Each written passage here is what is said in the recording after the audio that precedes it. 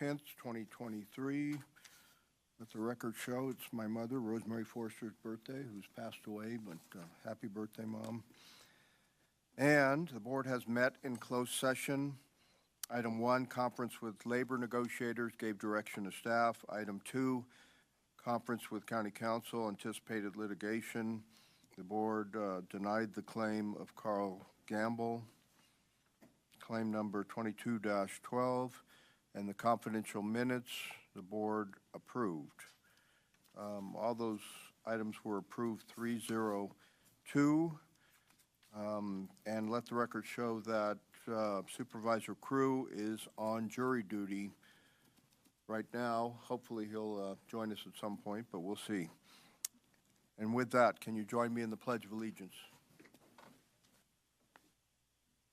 I pledge allegiance to the flag of the United States of America and to the republic for which it stands, one nation, under God, indivisible, with liberty and justice for all.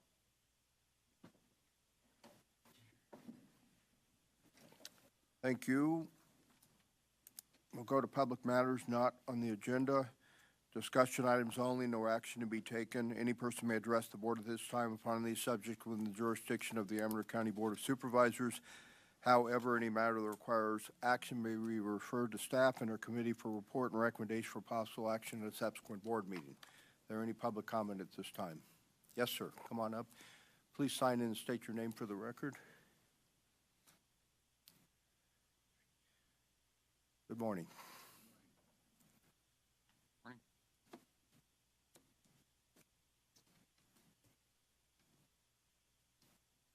If you could pull the mic down so we can hear you, please. Thank you. Hello. Morning. Is that better?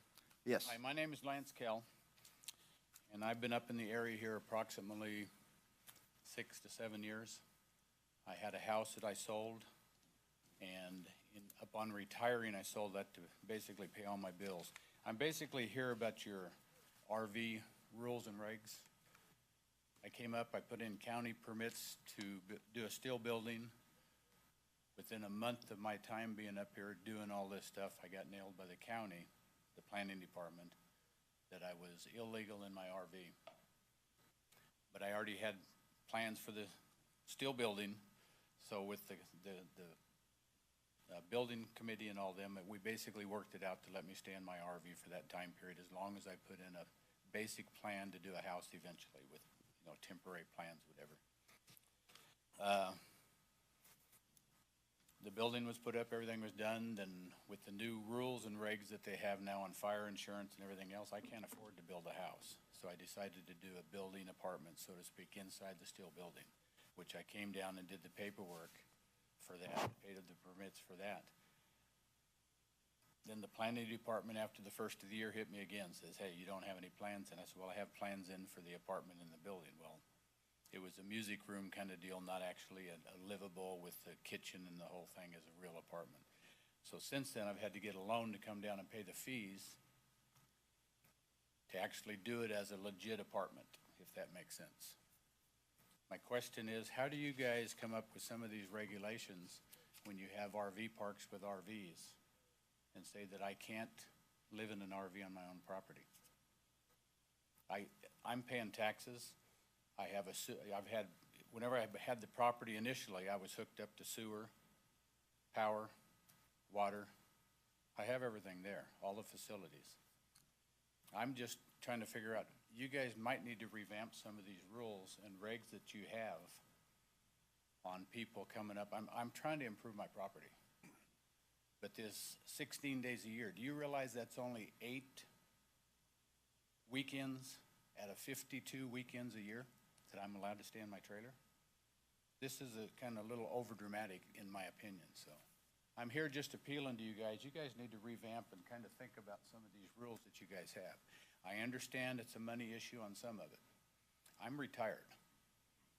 I'm a veteran, 40% disabled. I don't consider myself disabled, but I am. And I'm on a fixed income. That's basically all I kind of have to say. So you guys, one other deal I will say is I went to pay the fees with my ATM card, MasterCard ATM. The balance $1,600 out of my checking account that I didn't have to borrow. And you guys want $43 for me to use my ATM card here? I've checked with other counties. They don't have these fees. I don't know how you guys come up with some of these fees. So that's all I have to say. All right, thank you, sir. Thank you very much for your time. Any other public comment from anyone in the room? Gentlemen, good morning. Morning.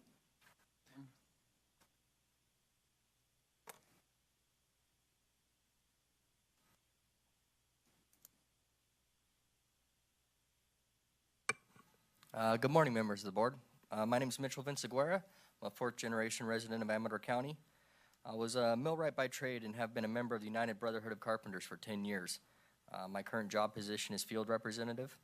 I started out at Ampine in Martel as a laborer.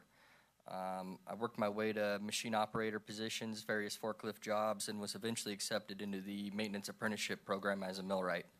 My training and education was 100% provided for, and I journeyed out of my apprenticeship in 2020. The Carpenters Union has provided my family an opportunity to purchase a home. It provides well enough that my wife does not need to work, and we can live comfortably on one income, and one day I'll be able to retire with dignity. I would like to see more apprenticeship opportunities available in our community, especially now that we have lost Ampine, which was a great employment opportunity in the region. Because of increased wages and lack of student debt, construction apprenticeship can be a better option for many young people over the traditional undergraduate program. Apprenticeships are a proven escalator to the middle class, training tens of thousands of California residents every year at no cost to taxpayers. Our apprenticeship program has 4 training centers located throughout Northern California. Our students take accredited instructional classes in a variety of different trades: carpentry, drywall and lathing, millwright, pile driving, hardwood floors, certified welding, and others. I hope you would agree that we should all strive to make sure we have responsible contractors in our area, contractors who pay area standard wages so the workers can afford to live in the communities that they build. Contractors who have apprenticeship programs so the next generation of residents can climb the ladder of success while also creating a pool of skilled men and women in our area to work on future projects. Contractors who provide their employees with health care benefits so our family, friends, and neighbors who work in the trades are not reliant on emergency rooms, taxing an already overburdened medical system in our community. We at the NorCal Carpenters would love to have a detailed conversation with each of you on how we can adopt labor standards in our county. Labor standards to provide a hand up to our youth in the form of apprenticeship and give them a bright future to look forward to. Labor standards that include health care benefits so the young and old can access medical, dental, and vision services without having to choose between seeing a doctor or putting food on their table. I'll provide my contact information with the clerk and follow up each of you with an email. Thank you for hearing me. Thank you. Just a curious question. What exactly are you talking labor standards? What are you requesting of the county? Have a conversation with us on how we can adopt labor standards in our county. Like you're saying, who adopts labor standards? Sorry? Who do you want to adopt them? The board. For what type of projects? So different counties have different things. You know, we could have a conversation about it. I know some counties have, if you're going to do private work over 5 million, 10 million, 2 million, whatever that conversation leads to, and however that works, that they would require contractors to provide health care or apprenticeships or area standard wages, you know, different things like that. Yeah, okay. Thank you. Thank you. Yeah, Mitchell, I'd be interested in talking to you about the apprenticeship programs. You know, maybe that's something the community college could work with you on, you know, channeling young people into those programs. I'd like to see that happen if that's possible. Absolutely. And we've already contacted the Amador County School District, and we're getting with their CTE program to see if there's anything we can help with, you know, there. And we'd definitely love to have a conversation with you. Okay. My card might be on the back there, but you can look me up on the internet and just email me. Absolutely. Thank you very much. You're welcome. Thank you. Yes, sir. Morning. Morning, gentlemen.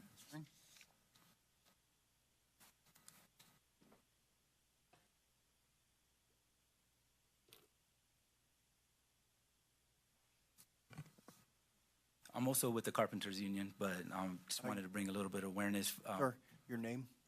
I'm sorry, I was about to mention it right now. Okay. I just wanted to give you guys a little bit of awareness of what the union can do for the veterans.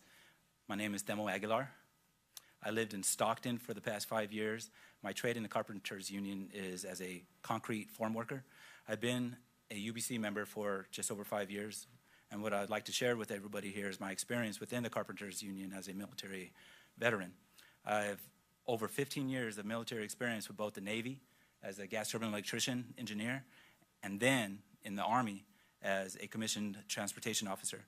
My vast military experience includes multiple deployments, tours as a company commander, and many various trainings, multiple deployments, multiple schools.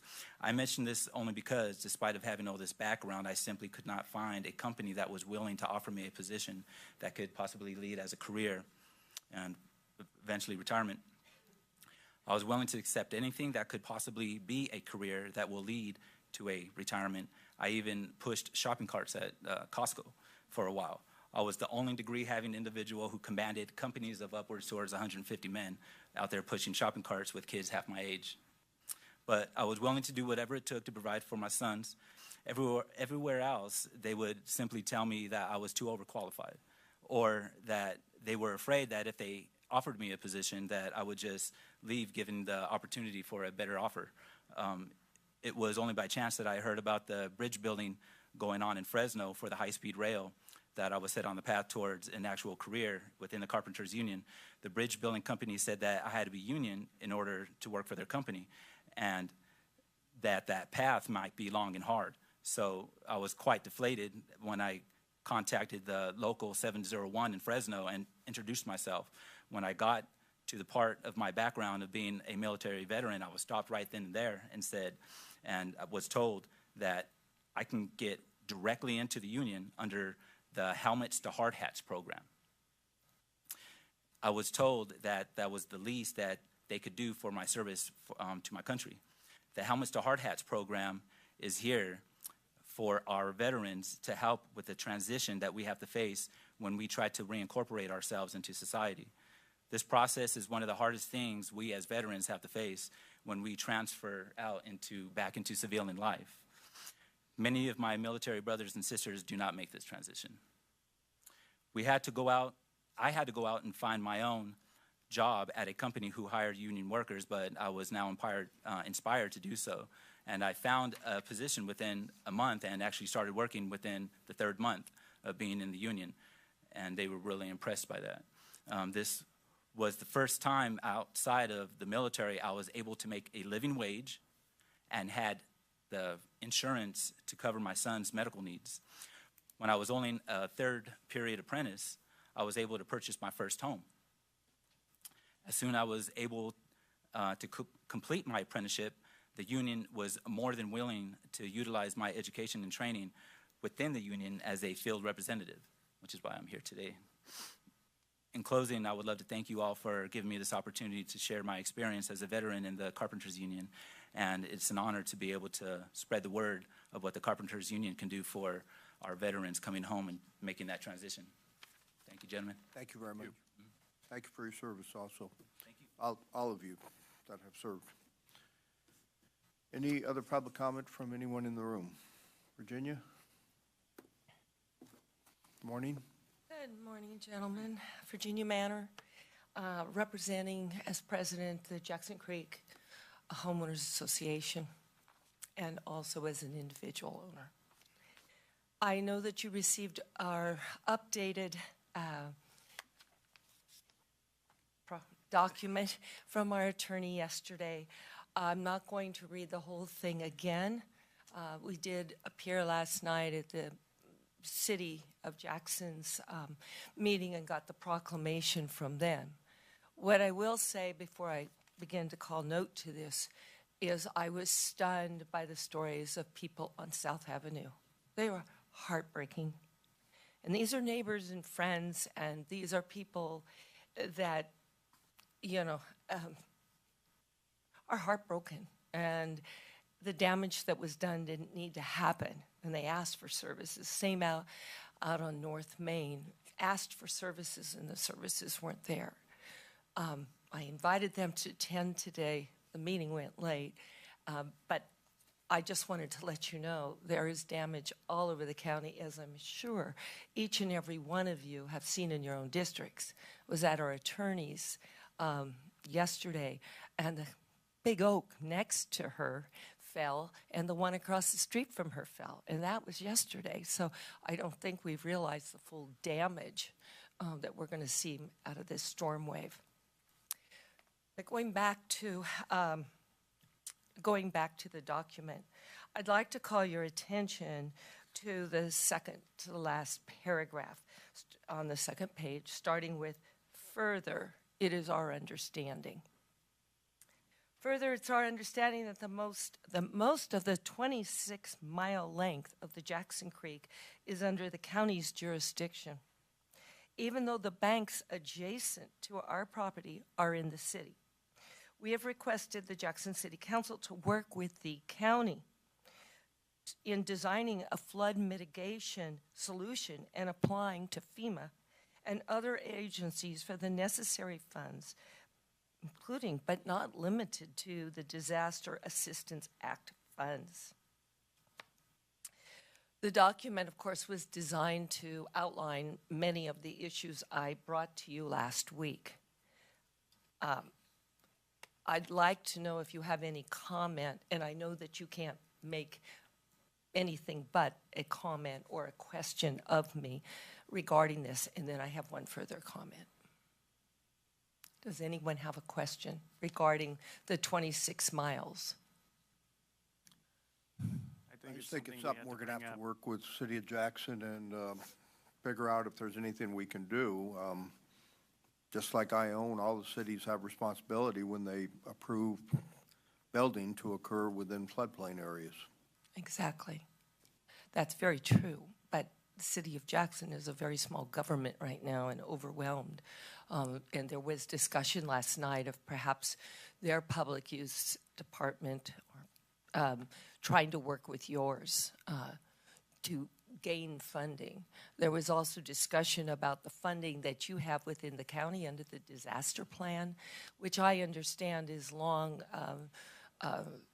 It should have been redone years ago, and I think that falls on the sheriff's department. There were also concerns that no one received anything from OES or Code Red or any other agency of the impending floods, and many didn't have power and didn't have the ability to be on a computer or whatever to know what was really going to happen or what was happening to go to higher ground, some being disabled. So I found those comments interesting. I think the city will be coming to you. I talked to the mayor and said, or any of the other council members, to please try and make today's meeting to, bring ideas together, but they're probably trying to group them. The other thing, as a taxpayer and an owner, I'm speaking on my own. Because of the enormity of the damage and property loss, many of our homes have no value any longer.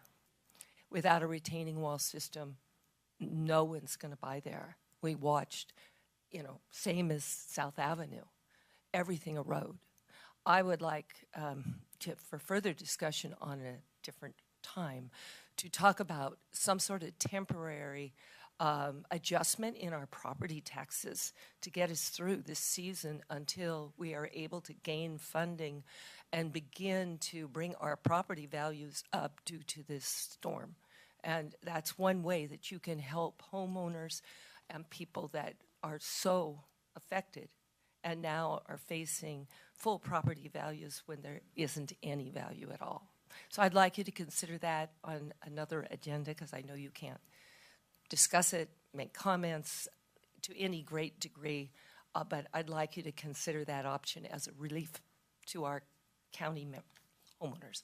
I mean, can't they apply to the assessor for a change? Yeah, you can do that right now. We can do that at this point. I didn't know if it took a degree from you for an application, a special application. No, you go to the county assessor. He's an elected official, so he's in charge of that. So we don't control every aspect of the county. Well, I understand that, but it's part of the whole mitigation of flood and trying to help our neighbors and Yes, each one of us. So I will go up and see Mr. Rooney, but I wanted to make you aware that that's something that came up in the last few days, so. And you I just I think wanted to ask you. this should be agendized in the future for discussion and clarification on a lot of these points. Thank you very much, appreciate it. And you know how to notify me so I can be here. Thank you. Thank you. Any other public comment from anyone in the room? Anyone on Zoom? Not at this time. Okay, then we'll move to I've got a- approval of the agenda. A couple comments. Supervisor Meadow? Yeah, I think the property tax deal appears to be a reasonable request to have that looked at. Also, I think there's a bridge there out, South Avenue that in the city of Jackson hadn't been fixed. Should have been fixed. I think that would have helped. And I'll probably talk about it later on the George Reed request for an emergency about, is talking about state rules and regulations hampering work. My guess, whether state or federal, it's probably the same situation out on South Avenue Bridge. And it's the same, we're having the same issue, trying to get our jail project going, trying to get through the state harasser regulations. It's an issue. Also, I think City of Ione, Stacy Rhodes, I think City of Jackson needs to talk to Stacy Rhodes and see how he got through the regulatory morass to get probably Corps of Engineers or Fish and Wildlife to get them a permit to clean out Creek in Ione. I think that needs to be done, the creek in Jackson, because, I mean, it's got those cute little hummocks out there. I mean, they're wonderful to look at. They can look like little heads in the creek, sticking up little grass tussocks. Well, it all takes up creek channel, and when your creek channel's taken up, the water goes somewhere. So that's something I think City of Jackson should look at. I don't have a problem tentatively helping the homeowners if the county can, but I think ultimately it's a Jackson issue. Jackson has to carry that ball. Can the county probably help if we can? That's something the board decide, but I think we can look at that. I will say it was nice to see people out doing stuff during the storm. Up Cedar Creek Volcano Road, there's a guy named Kelly. He helped us cut a tree off the road, and he was really good help. Did it on his own accord. We had Jeff Campbell went out, cleaned out a bridge where it was starting to flood across the road with his excavator. And then I went up and helped some people get some sandbags, and filling sandbag isn't much fun, but the people that were there, even though they're under duress, are all being pretty cordial and helpful, and it's kind of a good thing to see old school America. So that's all I got to say. Thank you. I was listening to a report on KVGC this morning, and I think our Public Works Director, one of our staff, was being interviewed, and they said there's plenty of sand up there, plenty of bags, but bring your own shovel, because the county can't keep paying for shovels that get taken away with them, either inadvertently or inadvertently. So, okay, any other comments from board members? All right, we will move on then to approval of the agenda. So moved with one consent item. That's going to be what, 5R you said? 5R. I'll second on the approval of the agenda, regular agenda. All right. With the addition of consent agenda item 5R, all those in favor of the motion say aye. Aye. Aye. All opposed, motion carries 401. Approval of the consent agenda with the item as listed, moved. ATCA item as 5R. Moved by Supervisor Axe, Yes. Second. second by Supervisor Brown. Any further discussion? All those in favor? Aye. Aye. All opposed, motion carries 401. Go to our regular agenda. Item 4A, discussion of possible action relative to election of the 2023 chairman and vice chairman for the Amador County Board of Supervisors. Do I hear a motion from anyone? The motion was for the, Chair and vice chair for 2023. I'll make a motion to approve the appointment of Supervisor Brown to chair and Supervisor Neto to vice chair. And I'll second that. Okay. Any further discussion? All those in favor? Aye. Aye. All opposed? Motion carries 401. And if anyone has questions on the rotation, it's been kind of mingled over the years, but or mangled over the years, but at this time, I think it goes 2, 3, 5, 1, is it 1? 1 year after 4-1, supervisor I think. crew, right? Yeah, it goes 3, 5, 1, I think. 4. I started with myself, 2, 3, 5, 1, 4. Yeah. Is the rotation now. Yeah. So, and that's happened because supervisors have declined the position in the past, or other things have happened, like a death of a supervisor with Supervisor Biaggi. So with that, I think we need to switch seats. Sounds good. And Along what Chair Forrester was talking about too, and so what it is basically every district gets a turn at being chair. Kind of has a set routine, so you don't see a lot of. We don't have I guess you call it. You see in a lot of places jockeying for position, and scurrying around this way here. Hey, every district has an opportunity to have their supervisor be a chair, which it's not the end of the world, but just tries to keep it somewhat simple.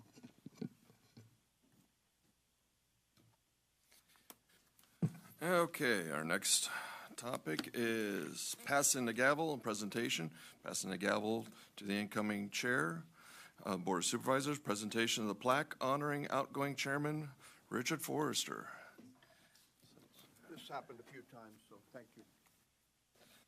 The one thing I would like to thank ex-Chairman Forrester is all his guidance and everything he's done for me. He's going to be continuing that, but he's done an outstanding job for the county, and I truly appreciate everything he's done for helping me on CSAC and other committee assignments.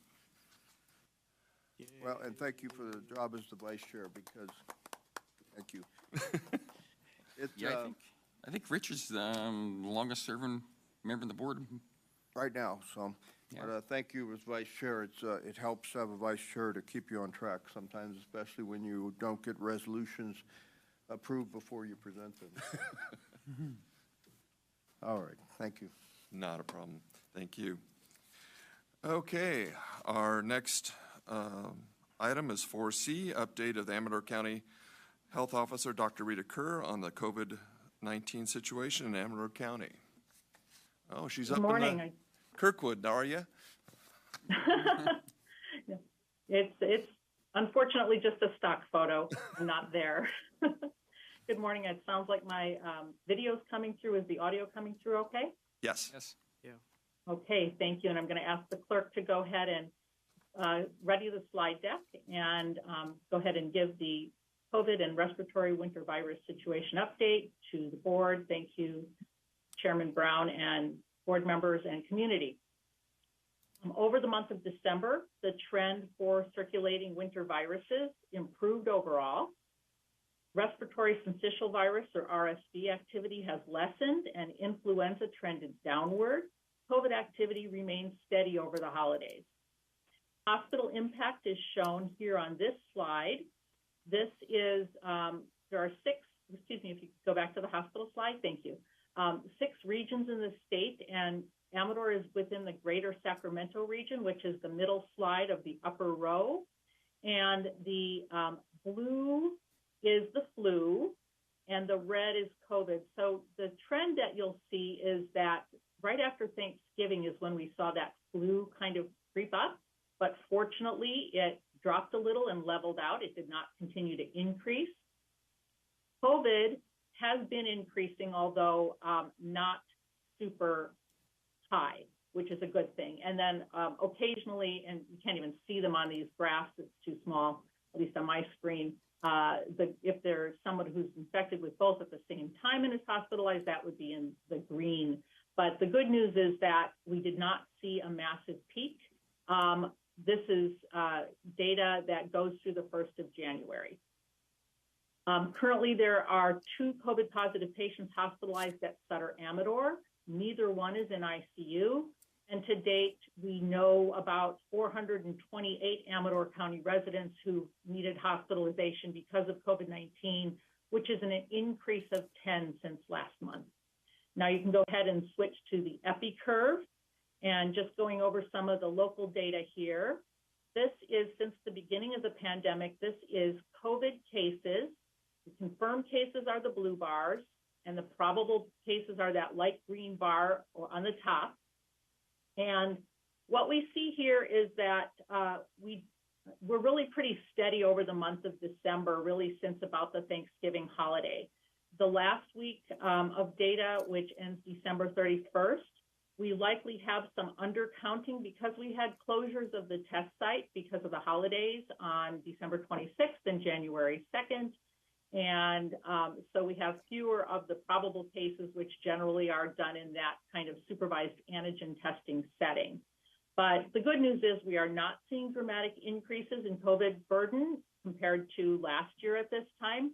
You can see that huge spike was when the Omicron variant first emerged following the holiday season last year. So currently we have 20 known active Amador County residents cases. Those are new cases reported to public health in the past 10 days. That is likely an undercount of the true community burden because of the test site closures, not seeing as many of those supervised probable antigen tests, and then we are just seeing much more home testing. And the home tests are not usually reported to public health, so that does tend to undercount case counts now relative to what we saw last year when home tests were not readily available. That shift happened really kind of midsummer this year, the move from supervised tests or tests being done at a medical clinic to most testing being done at the home by the individual at this point.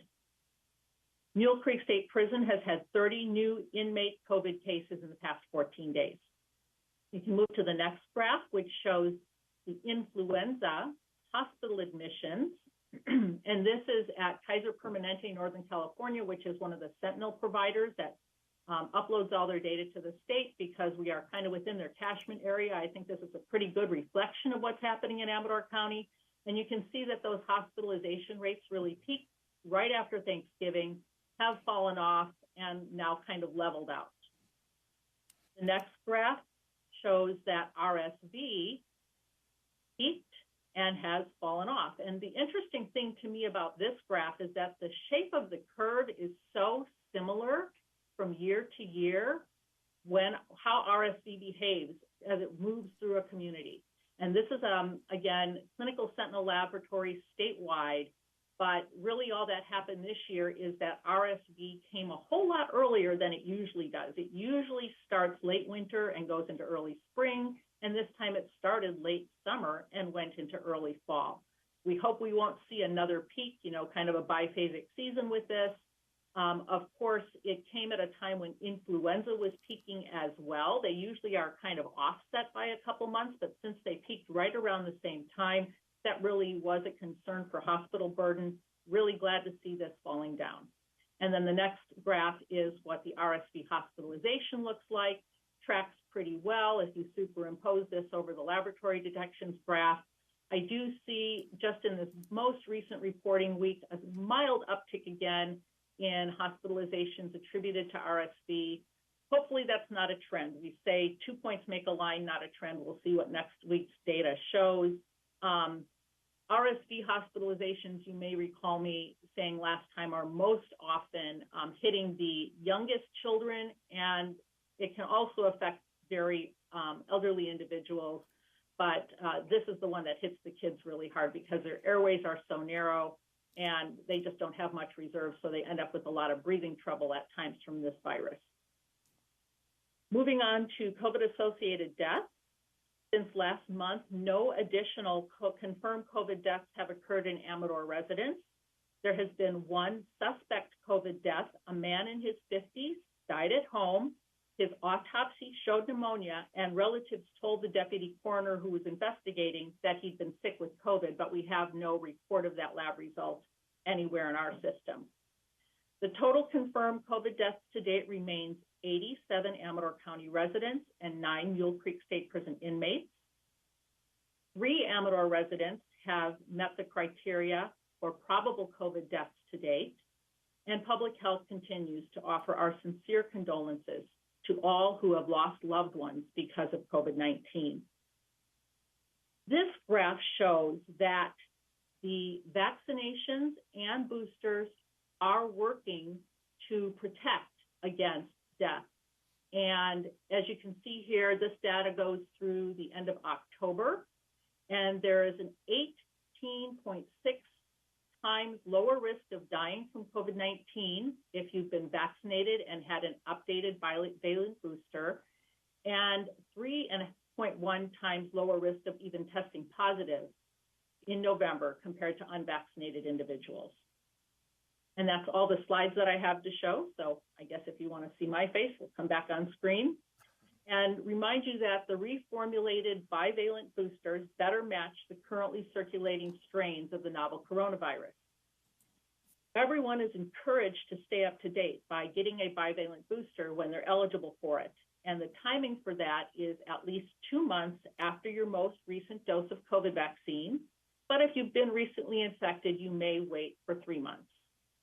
A COVID primary series of vaccine must be completed before getting an updated bivalent booster dose, and you may choose a different vaccine for boosters than you got for the primary series in that kind of mix and match strategy.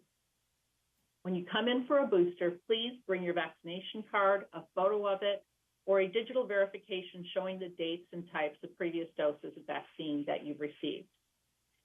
The COVID vaccine clinics for those ages 5 years and older continue to be held at the Health and Human Services Building Suite 500 on Tuesdays from 8:30 to 11:30 in the morning and Thursdays from 1 to 4 in the afternoon. Primary series and booster doses are available. Public Health has Pfizer, Moderna, and Novavax COVID vaccines in stock. And you may visit myturn.ca.gov or call 1-833-422-4255 to schedule an appointment. Those with appointments are prioritized at the vaccine clinics, but walk-ins are welcome. They must arrive a half hour before the clinic end time.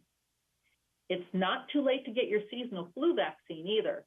Influenza viruses are still circulating, and Public Health is offering free flu shots during the Tuesday, Thursday vaccine clinics at Health and Human Services. Again, walk-in visits are welcome for flu shots, and you can get either flu vaccine or COVID vaccine or both at the same time. No high-dose flu vaccine for those ages 65 and older is available at the Public Health clinics, but you could check with your doctor or search the vaccines.gov vaccine finder tool for retail pharmacy availability of flu and what types of COVID vaccines the pharmacies have. Parents who are interested in having their young children, ages 6 months through 4 years, vaccinated for COVID should talk with their doctor or call Public Health at 209-223-6407 to schedule an appointment. A parent or guardian must accompany that child to the visit. COVID vaccines and boosters remain free of charge for everyone at this time, and boosters are important to maintain protection against severe COVID-19 and lower the risk of long COVID symptoms. The mobile vaccine team continues to provide vaccination for homebound individuals who may schedule a nurse home visit by calling Public Health at 209-223-6407. Masks continue to be required in healthcare settings, including at both the vaccination and testing clinics. And speaking of testing, next week will be the last week that we have the OptumServe testing and treatment site at the Health and Human Services Building, Suite 500. The site will be closed on Monday, the 16th, for the Martin Luther King holiday, open Wednesday and Friday from 7 a.m. to 3 p.m., then permanently closed after January 20th. As more people are self-testing, demand has fallen at the community testing site. OptumServe is a resource provided by the state, and sites that have had low testing volume over the past few months are being decommissioned. We'd like to thank the OptumServe testing team that has served our community well as the California Department of Public Health Testing Task Force for approving and supporting the Amador County site over the past few years. No-cost antigen self-test kits are still available. 4 free kits per household address can be ordered at covidtest.gov that get delivered by U.S. Postal Service.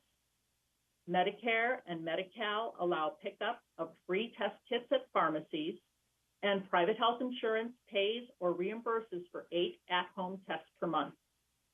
Antigen self-test kits are also available at the Public Health Department, local agency partners, and schools are distributing test kits to students and staff. If you test positive, please follow self-isolation guidelines, inform your close contacts, and quickly seek medical advice to find out if antiviral treatment is recommended for you. Talk to your doctor, call the California COVID-19 hotline at 833-422-4255, or online, visit covid19.ca.gov /treatment to find free treatment options. California is now providing free phone or video telehealth appointments to get a prescription for COVID medication. And again, that can be accessed through that same hotline or at that same website address, covid19.ca.gov /treatment. Seek treatment while symptoms are still mild. Do not wait for illness to get worse. There is growing evidence that treatment reduces the risk of persistent long COVID symptoms. If you don't feel great, please isolate and get tested and treated to beat it. The same measures that work to lessen the spread of COVID also slow transmission of other respiratory viruses that commonly circulate in the winter months. Stay home when feeling unwell, cover sneezes and coughs, wash hands frequently, and boost your immunity by keeping current with vaccinations to prevent serious illness from COVID and influenza. You may also choose to wear a mask when indoors in public, especially in crowded places where there is not good ventilation. As population immunity to COVID has increased due to vaccination and prior infection, treatments are available that are effective in preventing severe illness, and hospital impact has become manageable. The state of emergency for COVID-19 will be ending at the state level at the end of February 2023. The measures contained in the California Smarter Plan will be continued to keep COVID in check. In coordination with the Amador County Office of Emergency Services and County Council, we will bring forward a resolution to concurrently rescind the local COVID-19 health emergency at the February 28, 2023 Board of Supervisors meeting. At this point, I'd be happy to address any questions. Thank you, Dr. Kerr. Any supervisors? Go ahead, Doctor. Yes, I have one, Dr. Kerr. I looked at VAERS a while back, and it was a pretty complex animal. Is there any way to separate out in the VAERS system the number of adverse reactions by county? There is not at the county level. They do produce state level reports, but not at the county level. Yeah, sometimes you could maybe, it'd be nice to have the list of them state reactions, the number, adverse. I can certainly look for that information and bring it forward at a future time. Thank you. Just one quick question, Dr. Kerr. So they had RSV data back to 2017. I thought that was just kind of a new virus, so I must have been mistaken. Oh, no, RSV's been around for many, many years, and it's always been captured on the state's respiratory. They do a seasonal respiratory dashboard that gets updated weekly, and then do a compile an entire season report at the end of every season. So again, that respiratory illness season is generally started the first week of October, usually runs through about the end of April, sometimes into May. But no, RSV's been around. It's just it hasn't reached our consciousness because it hasn't been so impactful at the same time as everything else. Thank you. You're welcome. I have a question. Dr. Kerr, I'm confused by the last paragraph where it says the state is ending the COVID emergency, then why would the county want to extend it? We're not going to. We're going to end ours concurrently at the same time to rescind the COVID emergency at the end of February. Okay, to concurrently rescind. Okay, thank you. Yes. Thanks for the clarification. You're welcome. Okay, anybody from the public? Anybody on Zoom? Not at this time. Okay, thank you, Dr. Kerr. Tell you and your staff thank you for everything they've been doing. Thank you. Okay, on to our next topic, 4D, General Services Administration, RFP 22-23, Contract Services for Title IV-E Specialized Training. This is possibly with Shabbat Los Posadas Community College. Chabot, sorry. Good morning, Ann Watts with the Department of Social Services. Our department would like to enter into a contract with the Las Positas Community College District to provide specialized training services using federal Title IV-E dollars. The purpose of the training program is to assist social services staff, resource families, foster family agencies, and other service providers to improve the quality of care that our county provides to children and youth who are in foster care. Utilization of this federal funding requires that the vendor we contract with be an accredited institution of higher learning. The community college will be required to design and conduct trainings that fulfill the requirements for Title IV-E federal funding and that best address the needs identified by social services. They will collaborate with us to coordinate training topics, schedules, locations, and other allowable activities, all aligned with current child welfare best practices. Other county departments such as juvenile probation and behavioral health can also benefit from these trainings. Present today on Zoom are two representatives from the Community College District, Julia Dozier and Megan McQuaid. Both are prepared to provide some additional information about their program as well as some information about the funding process, which is a little bit complicated. I think Julia's going to start, and they have just a brief PowerPoint presentation. Sure. Good morning, and thank you, Board, for meeting with us. Yes, we have a complicated name and a complicated process. Chabot Community College District has been working with counties in Northern California for over 20 years now, and if this was sales, it would be considered a niche market for us. It's an exciting funding source that we are happy to share, and I'm going to ask Megan McQuaid, who is our Director of Child Welfare Training, to go into the details of our contract with you. Great. Thank you so much, Julia. Thank you so much for having us today. So starting with just like a quick background of Title IV funds. So it's the same funding source at the federal level as foster kinship care education, as the MSW, BSW stipend program, regional training academy. So you might be familiar with other programs that use the same federal funding source. But what we do is a little bit different. Chabot Community College District's model is based on a model that was actually based back in 2000 in Ventura County. And it's not administered through the state like those other contracts are. It's actually done on a county-by-county basis. And that way we're able to use your county proration rate, and we'll talk about what that is in a moment, and not the state rate. So it actually gives you more funds and a lot more flexibility because it's based on your county, not on the state model. So currently, as Julia mentioned, we have contracts in other counties. There's one in Alameda, Calaveras, Humboldt, Lake, Mendocino, Solano, and Tuolumne counties. We're aware of Monterey, Ventura, and San Francisco also having models, but they use a different community college to work through, not Chabot-Las Lucias Community College District. So basically, we just wanted to emphasize that this is a complicated model, but it's not a new model. We've been doing this for decades. Other community colleges are also doing this with other counties, and there's a long track record that you can trust. And we're happy to answer any questions about it.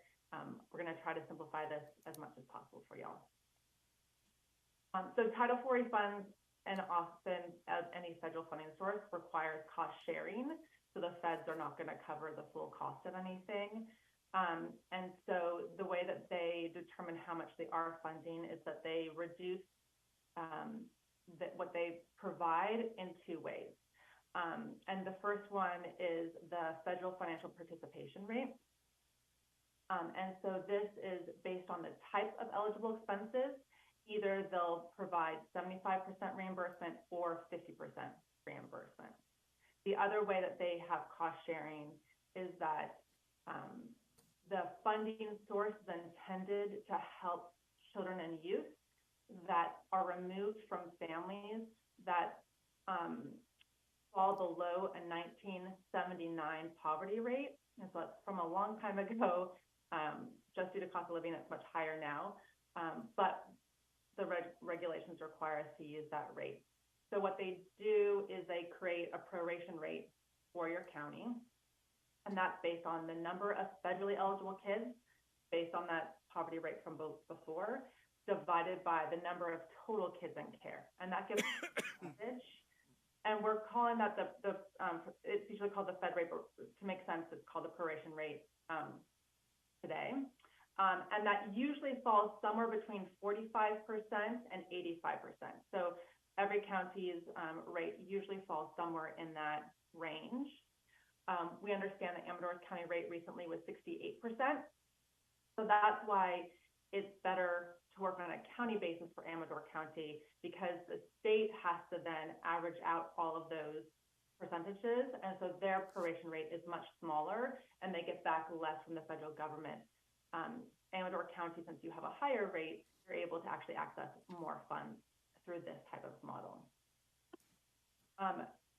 What happens is that then, because of this cost sharing, you're not going to get back from the federal government your full amount of expenses, but the regulations say that a public entity of higher education, like Chabot-Las Lucias Community College District, can help make up the difference, and that difference is called the match. And so what happens, and we're going to go through this model in a moment, is that Chabot-Las Lucias Community College District will apply its own expenses to your claim so that you can get back 100% from the federal government of what the expenses are. I'm going to go through how that math kind of works. We can do this for 100% of your expenses as long as your proration rate doesn't drop below about 65%. If it drops below 65%, then that gap is too big. But we think that right now, and your historical trend, you should be fine with us providing 100% of your match requirement. So we're going to go through an example in a moment, but this is kind of the big conceptual idea of how this works. So you'll see that there's the eligible direct training expenses. So these are all of the expenses to provide training to resource parents, to provide training to eligible staff, to send staff to conferences, to pay for their travel to those conferences, bring in experts about topics that you all want your staff trained on, or even to access virtual training, because those carry high costs as well. So all of those expenses are wrapped up, and it's multiplied times your county proration rate, which again is about 68% right now. And because these are direct expenses, it's multiplied times a 75% federal financial participation rate. And that's the amount of funds you get back from the federal government directly from that kind of claim line. So what happens is that we want to make sure that you get back 100%. So we figure out how much match the college district needs to charge you. And we put that into your claim.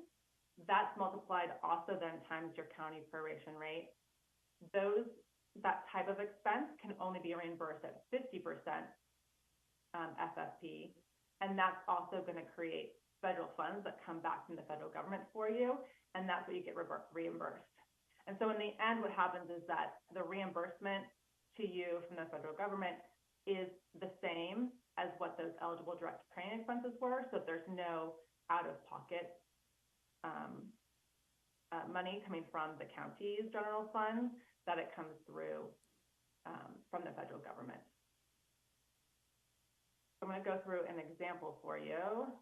Oh, also, I want to explain, so the way that we have this match, the CLTCCD admin funds, is that when we have a contract with a county, we set aside a pool for each county. So Calaveras County has a pool of the district's administrative funds.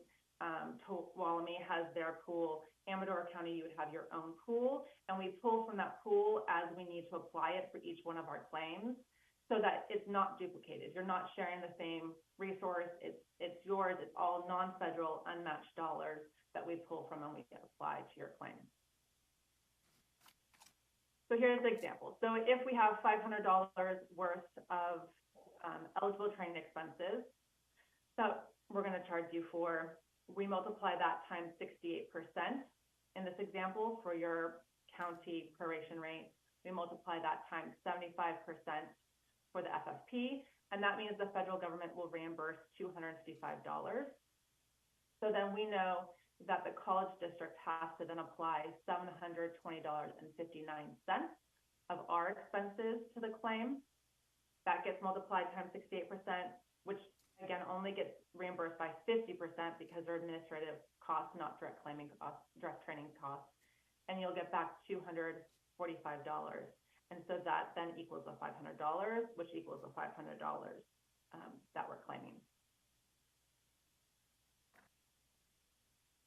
So the way that the funding kind of flows is that we'll create contracts with any foster family agencies that are doing training for resource parents, or with community-based organizations that you have that you want to fund that are working with foster youth for them to train their staff.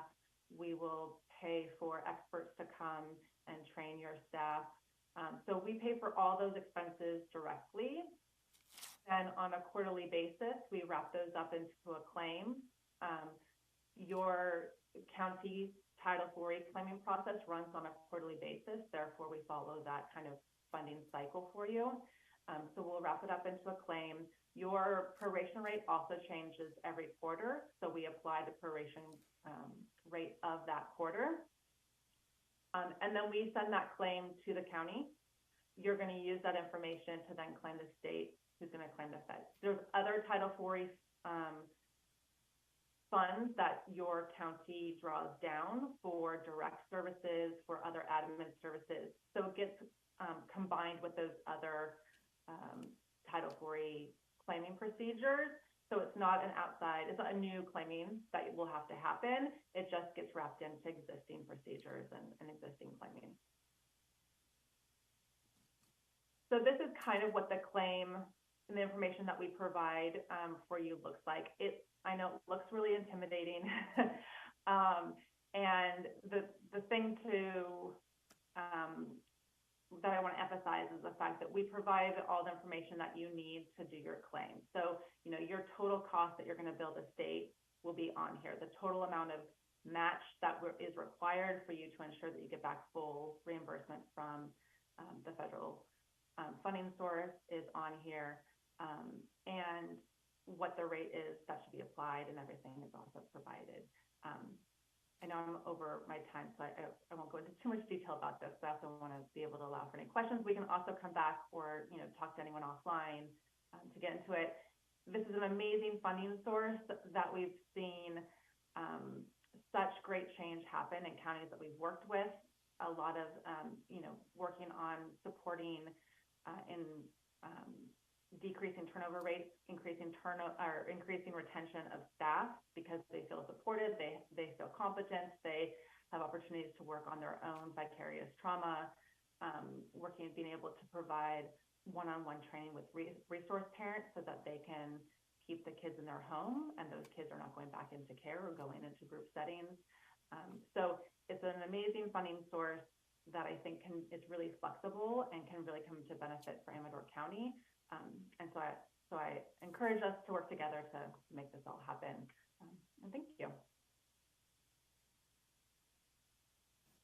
Thank you. Anything else, Ann?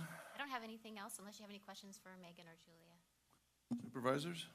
Yeah, I have some questions. So the training, what will that really consist of? I mean, how many people are going to be in there in the training, just to get an idea? I mean,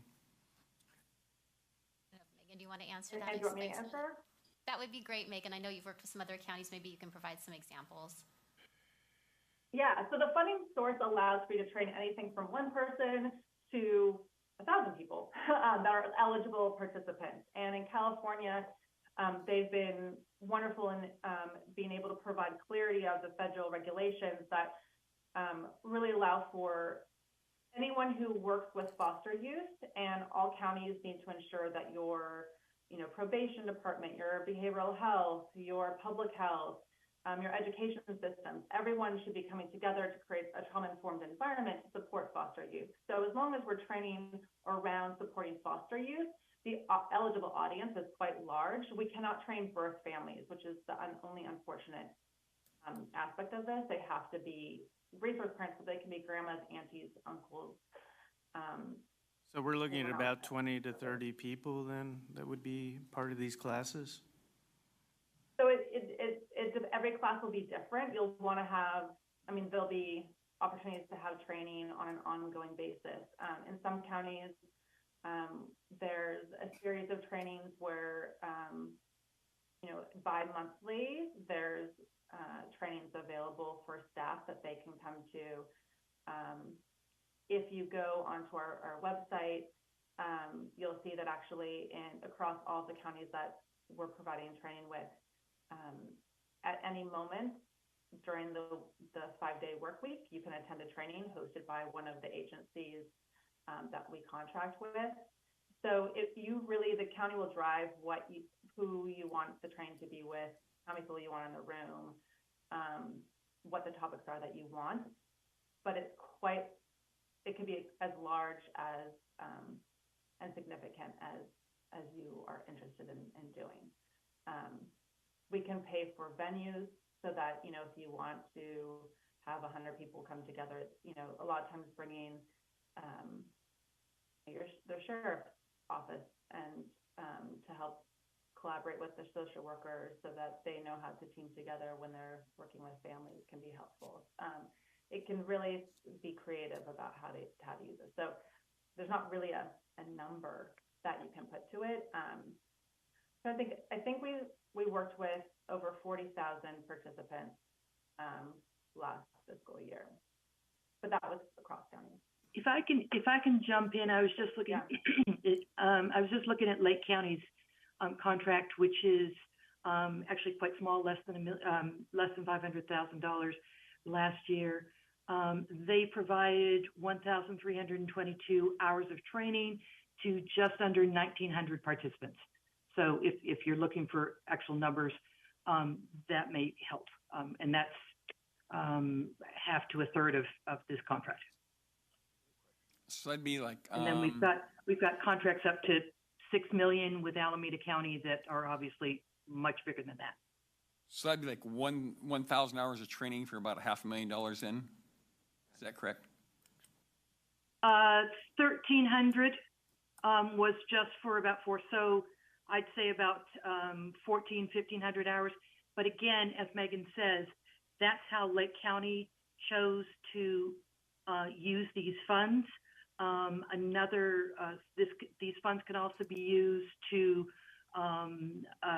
send people to conferences, to have one-on-one managerial supervisory training. It's difficult to pin down because it really depends on what Amador's needs are. We will be in a better place to address that once we get together and create a training plan for the county. Okay, so going by Lake County's model, then it works out to about roughly $350 an hour per hour training then? Yeah, and I'd say for the Lake County example, one of the things that they did was they built a customized on-demand training for onboarding their staff, their child welfare staff. And so it includes videography and production and the learning management system to host the training and monitor that. So there was a lot of funds that went into kind of the foundation of the training. And then as people are hired, they experience that training on an on-demand type model. So it doesn't fit like the classroom type picture of having per hour type costs that Sure. you're calculating. But you could just, yeah. You know, That was one of their higher price items. one more question, maybe for Ann possibly, or maybe one of you ladies. How many children and youth in foster care do we generally have in a year in Amador County? We typically have around 50 to 70 children in care at any given time. Okay. You know, so basically it's a training of the workers to work with the children is really what's going on. Yes, what drew me to this program was talking to some of the other counties who have a similar contract and the work that they've been doing to support their staff and to retain their staff and reduce turnover. And just like Megan was mentioning, that's what drew me to this contract, because we do have a high turnover rate. We have very high expectations that we set for our staff. They have very large caseloads. We're understaffed. So this is one little piece that I'm hoping to put into place to find new creative ways to support them and to hold on to them a little bit longer. But like Julia was saying, our hope is to sit down with them and develop a plan for the upcoming year. But as part of the briefing goes, is we're talking, not just your staff, it's talking, you said probation was one of the items. So it's assisting your staff through other staff of the county. Right. We can help to serve any of our community partners who work with foster youth. So it could be any of the community-based organizations, probation, behavioral health, public health, foster family agencies. All can join us depending on the topics that we select that are of interest to them. Supervisor Forrester? My only concern is there's a not to exceed here. I like that. This may appear like free money, but at some point, the free money is going to start running out. We have a $25 billion structural deficit in the state of California, and I want to be frugal with the resources that we have and manage them, which I'm sure you're going to do. So I just don't want to appear like this is a lot of money for a little county to manage this. $3.5 million over 3 years. I was astounded by the amount of money. So I really want to be prudent and fiscally conservative in managing our dollars that we get. And I know you'll put them where we need to, and I understand the staff turnover. But at the same time, it's just an astounding amount of money for a program like this. It is a lot of money, and I know we'll put some careful tracking systems in place to make sure that we're able to continue to meet that match along with the community college district, and we can always modify the budget amount to ensure that we can do that. And I guess If I may on a couple of points, supervisors. One is the fact that these are federal funds make it a little less volatile. Frankly, the feds don't move very quickly, and so this funding source has been in place for a long time, and any changes we will have a fair amount of warning if it is to change. The other thing is that, as you know, this doesn't impact your general funds, but this is on a reimbursement basis only. So it's quite possible that the first year, as we ramp up, you won't spend down the full not to exceed amount. We're used to that. But again, we are being reimbursed for the trainings that actually take place. You're not paying for anything that isn't actually delivered. Thank you. Mm-hmm. Okay, any comments from the public?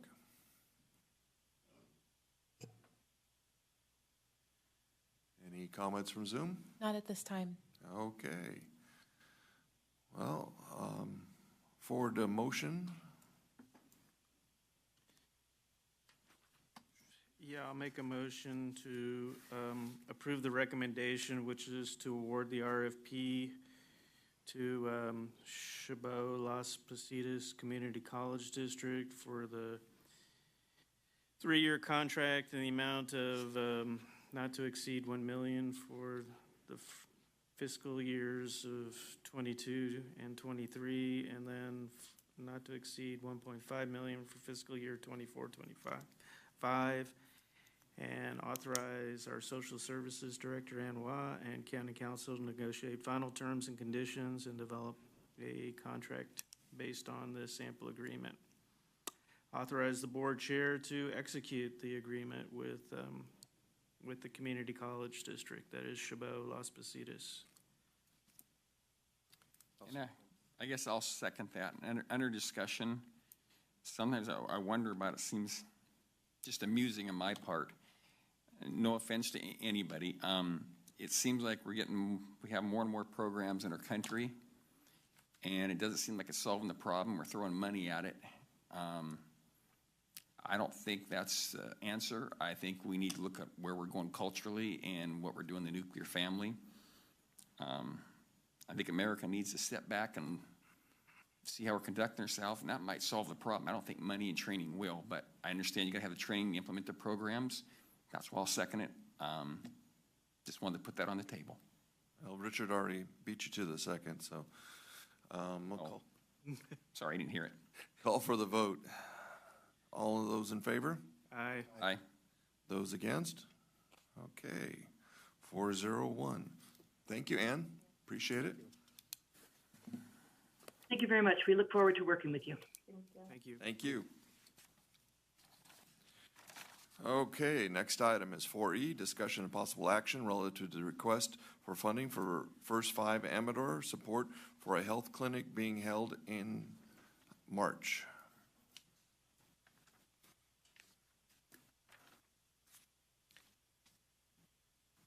Morning, Nina. Good morning. Good morning. State your name, please. Nina Machado. I'm the Executive Director with First 5 Amador, and I'm also a founding board member for Amador Stars. And I mention that because it's also an organization that provides resources to the county that are health-related. And I think that this next topic of discussion actually pertains to the overall health and well-being of the residents in Amador County. So first off, thank you so much for agendizing this. And it does say for requesting by First 5. However, this particular health clinic, and you were provided some background paperwork for it's California Care Force. This is for a clinic that we are hoping to offer to the community in March, toward the end of March. The services that are offered are medical, dental, as well as vision, which we know oftentimes are the particular health areas that aren't covered. Perhaps I'm familiar with Medicare, and a lot of Medicare plans don't cover vision and dental, so that's out of pocket for our seniors in the county. So beyond First 5, this is a 0 to 100, or if you're lucky enough, over 100 years old who could participate. What we're attempting to do, we do have to raise money on our side. The California Care Force brings in the resources that they have available. They've done many of these clinics. You might have seen some of the larger type of clinics in Sacramento, San Joaquin County, Stanislaus. And so this is the first time Amador County has been offered this opportunity, but it's up to us to help provide some of the funding and or resources to make it happen. We have reserved the Amador County Fairgrounds. I, as a resident of Amador County and working as the First 5 Executive Director and with Amador Stars, we do our best to use the local resources so that our our businesses and such would benefit as much as possible as well. So we are renting the fairgrounds. We've reserved the space in multiple buildings, and we'll utilize that space. Participating in this is not just myself. but also Sutter has been participating in our meetings, ATCA, WellSpace, Amador Senior Services, Public Health, and several more. But I am somehow got the lead on this, so here I am. Supervisor Oneta, I really appreciated what you said earlier about giving examples of neighbors helping neighbors, and I think this is also an opportunity for us to do something in that arena. We are asking folks to volunteer, not just their talents, if you can help with parking cars, or some of our medical professionals will be providing services at that site as well. We will have probably professionals coming in from outside the county who like to do this traveling medical care, so they will be scheduling and signing up online through the California Care Forces site for all volunteers, whether they be lay, paraprofessionals or professionals doing that. You can look up in California Care Force's website, and you kind of get an idea of some of the things that they have done in the past. They give some examples. I pulled some up, Butte County and Chico, Placer, Nevada County, just to get an idea of some of the smaller areas that have been served, not just the large counties.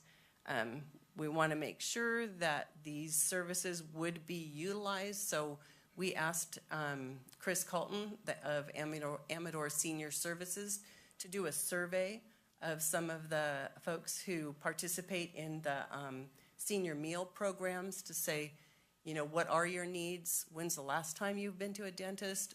When's the last time you have had your vision checked or had glasses? And what's the reason that you are unable to access those? And many times it was they don't have insurance. They are living on Social Security. They have fixed incomes.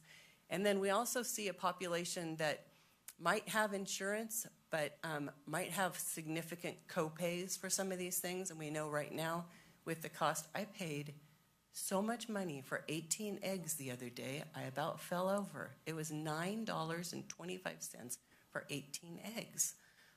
So the cost of living right now is just significant for families trying to pay for gas and diapers and everything else that goes with just your activities of daily living. So sometimes folks do have insurance, but they just don't have the money to pay for that, the co-pays that they might have in deductibles. Let's see here. We have applied for other grants as well. We have received a couple so far from HealthNet. We've also received, we've applied for a couple that are more local, so we'll see how we do with that.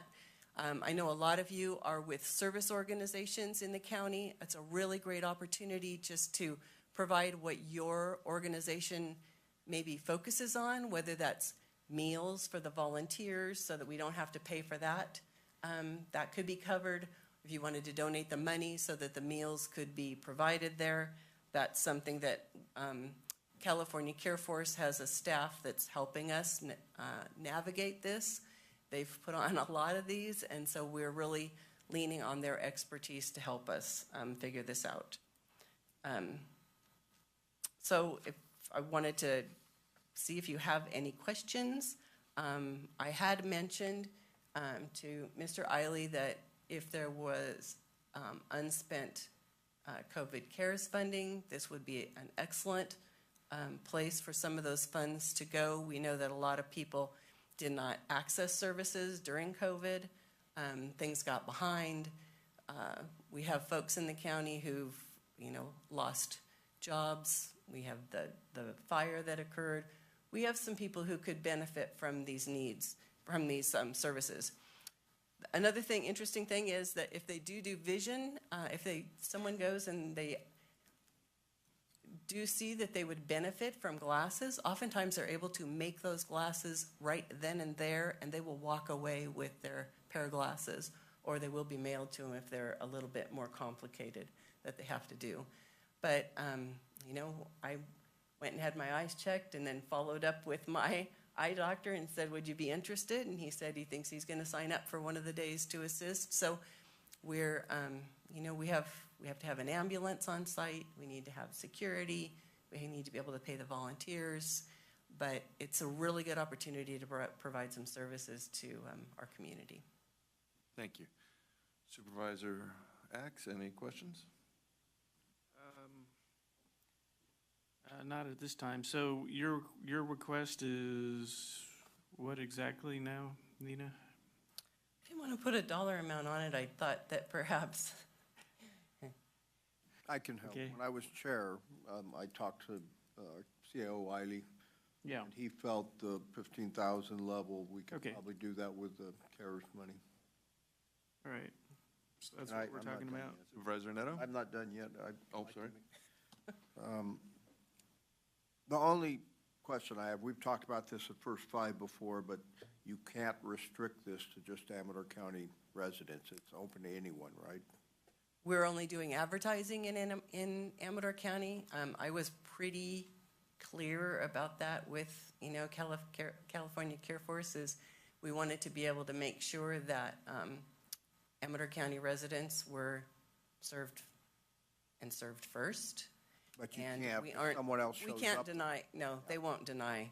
So if somebody came over from our fairgrounds are pretty close to right there at the border of El Dorado. I don't know if somebody might see something and then, access that. So no, I doubt that we'd have a lot of that, but Okay, I just don't I'd want say it that. being like DMV where we get a bunch of residents from other counties. Oh, I Now know that what they you- figured out, it's much easier and quicker up here. right. Well, the one No, thing I understand. I'll add to that is I'm looking at the website right now, and year 2022, Nevada County, 613 patients served. Monterey County, 2022, 120. Placer, 211.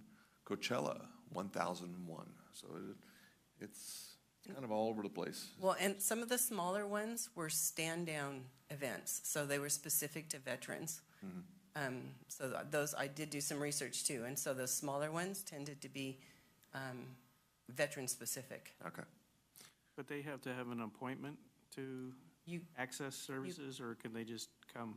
You come to the site, and they do a screening to make sure that you are healthy enough to have these services done, and then they, move you through the process. So we have talked with, I'm all about making sure people can get there. So I have worked with Chris with Senior Services, and he's communicated with Common Ground so that they would be able to provide services to seniors who are unable to drive themselves. So we're looking for opportunities to. Do we have an idea of how many seniors are going to want to come, or I don't. does Chris Carlton? Throw a dart at the wall. We did do a, pardon? Throw a dart at the wall. That's your answer. It's hard to tell. Well, that's, I have worked with, public health, and then before, when First Five had a grant to do oral health services only, and, scheduled vans, and, one van can see, 12 to 20 people in a day, and we rarely had a hard time filling that time up. So people are in need, and I think this, we need to look at the services that are and aren't available in the county. We know we only have one Medi-Cal dental provider in the county, and that's the MACT clinic. And, typically you can't get an appointment there. They are scheduled. So if you are a family living in, like I was, up in Pioneer area, and you are having to travel to Sacramento to access services, that's a costly trip, and you're taking off work, and it's a lot of lost work time and school time. No, I think I could be a good opportunity. I have no problem with doing it because a lot of people are struggling. Like you said, the cost of everything's going out of sight, and there's It is. a multitude of reasons. We've thrown a lot of money at the economy, just and so the price of everything just money flows a lot faster. And you got the air boards put a lot of regulations on everything that's diesel, and your economy kind of runs on diesel, and they're making that very expensive. So it all comes right down the line. A lot of people. I think it'd be a good program, especially get the word out, and you have a lot of people utilize it, and especially kids. they need medical care, And vision. our seniors, I'm about 0 to 5, but they have Them too. grandparents and, yeah, Because their retirement accounts probably aren't doing real good right now, no, if they have one. no. if Anything they else, have one. Supervisor Neto? I'm done. Okay. Well, do I have a motion? Oh, sorry, thank you. Public comment. Does anybody have any public comment? Yes, sir, come on up. Please state your name for the record. Tom Farrell. I work for George Reed. I'm here for another issue, but I was listening to this, and, I'd invite you to maybe meet with the Reeds and have a discussion with them, and maybe we can find some money for them. So, Thank you. okay? That would be appreciated. Okay, any Zoomers? Not at this time. Okay. Now can I call for a motion? I'd like to make a motion to approve the funding level, the gold level, 15,000, to come out of the CARES Act money that the county has received to support this California Care Force program that's providing medical health services. I'll second that. Okay, first and second, call for the vote. All in favor? Aye. Aye. Opposed? Okay, that'd be a 4-0-1. Thank you, Nina. Appreciate it. Thank you very much, and thank you for checking with your service organizations as well, and if you have information you'd like me to share, happy to do that. Thank you. Okay, next item up is 4F, Planning Department, final determination of the board's chair's approval of a temporary waiver to allow Jackson Valley Quarry to operate outside their authorized hours and days of operation during an emergency as allowed by the permit conditions of approval. Thank you, Mr. Chairman, members of the board. Chuck Beatty with the Planning Department. Due to the recent storms, there have been numerous requests for Jackson Valley Quarry to be able to stay open beyond their normal operating hours of 6 to 6 Monday through Friday in order to provide various types of stone and aggregate for multiple storm mitigation projects. Their conditions of approval allow the chair of the Board of Supervisors to issue a waiver of those hours during emergency situations, provided that that matter is put in front of the full board for a decision after the fact. And so that's what. So they already did all of this. Well, they're doing it. Yeah. Well, the dates have already come and gone, right? There have been subsequent requests after the initial one that past Chair Forrester authorized. Okay. And that's not unusual to do it that way, Frank. I mean, it's No, emergency. I understand. Okay. So it's just, this is kind of an ex post facto kind of Not approval. really, because yes, we are supporting what was already approved, but we're also supporting the resolution to go through. And what I suggested to Tom when he talked to me was to go with the state of the state right now, and especially Northern California, with all of the damage being incurred, that let this coincide with the governor's proclamation and take it out to the end of January. Is that part of the resolution now? I believe the dates coincide with the OES, what we have already approved with our emergency proclamation, that we have to reapprove every 30 days. That's correct. It was during the initial request to the quarry, which was December 31st through January 2nd, and then extended through the emergency proclamation that was issued by the Director of Emergency Services and ratified by the board. So that goes for 30 days beyond? 30 days, and then if we have to go longer from there, that's my question. If once it runs out, would George Reed have to come back and make an additional request? I would say that's probably the safe thing to do.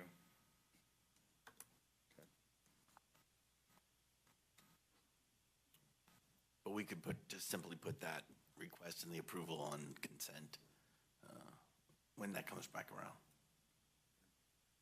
And it very well may. There's a lot of water out there, and it's tearing stuff up. Yeah, we don't know when these storms are going to really quit.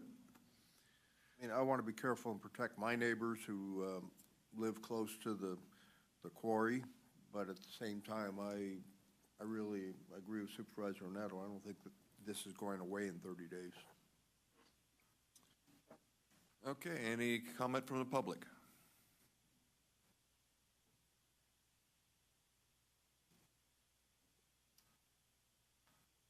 Once again, my name is Tom Farrell. I work for George Reed.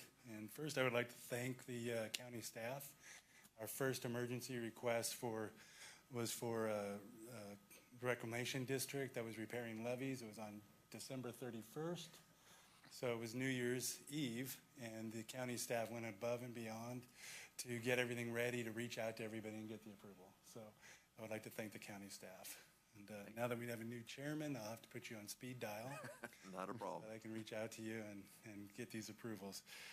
Yeah, we did ask for to be the end of January because it's pouring down right now. It's going to be raining the next 10 days, and these erosion keeps going on, and levees need to be repaired, and we anticipate quite a few of these, and we don't want to have to come in every day and ask for you to do a temporary approval.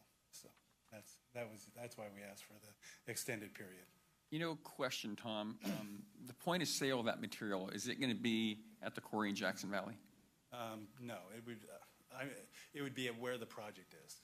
So the Reclamation District 800 is the primary entity that's going to be doing a lot of this levee repair work. You know, I'm not really sure the You should details of work to that. get the point of sale in Jackson Valley. Yeah. Is that something you work on? I can work on. I can look into that. Yes, We'd appreciate that. definitely. Yes. Well, is that wholesale or is that retail at that point? I don't know actually. I'm not If sure. it's wholesale, we don't get anything. Well, I'm aware of that. That's why I'm asking, have the point of sale in Jackson Valley. Okay. Yeah, I'm not prepared to answer that. I just don't know. Sorry. Well, maybe look at the future contracts you do, or maybe talk to some of the people and see if there's a way they can structure it to where it's done in Jackson Valley. Okay, I will look into that. If you could provide some correspondence on that back to the chair, that's on the point of sale issue. Yes. Because we'd like to be getting, product is coming from Amador County. It'd be nice if we got the sales tax out. Yeah. I understand the issue, and I will look into that. See if we can make the point of sale for these emergency work out of the Jackson Valley Quarry office. Okay? How about any of the work? We'll Well, you know- deal with that one, okay? Yeah. We brought this up before, too. Just one more thing, just item of note for the public. It's interesting, the resolution from Lodi City Declaration of Emergency.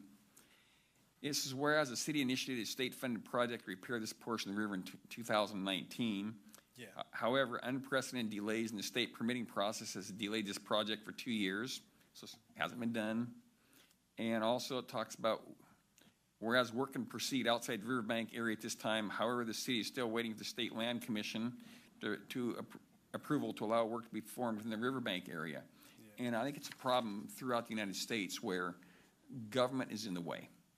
I understand proper oversight and procedures, but I just want to put out in the record that I think government's part of the problem. Yeah. Well, I'd agree with that.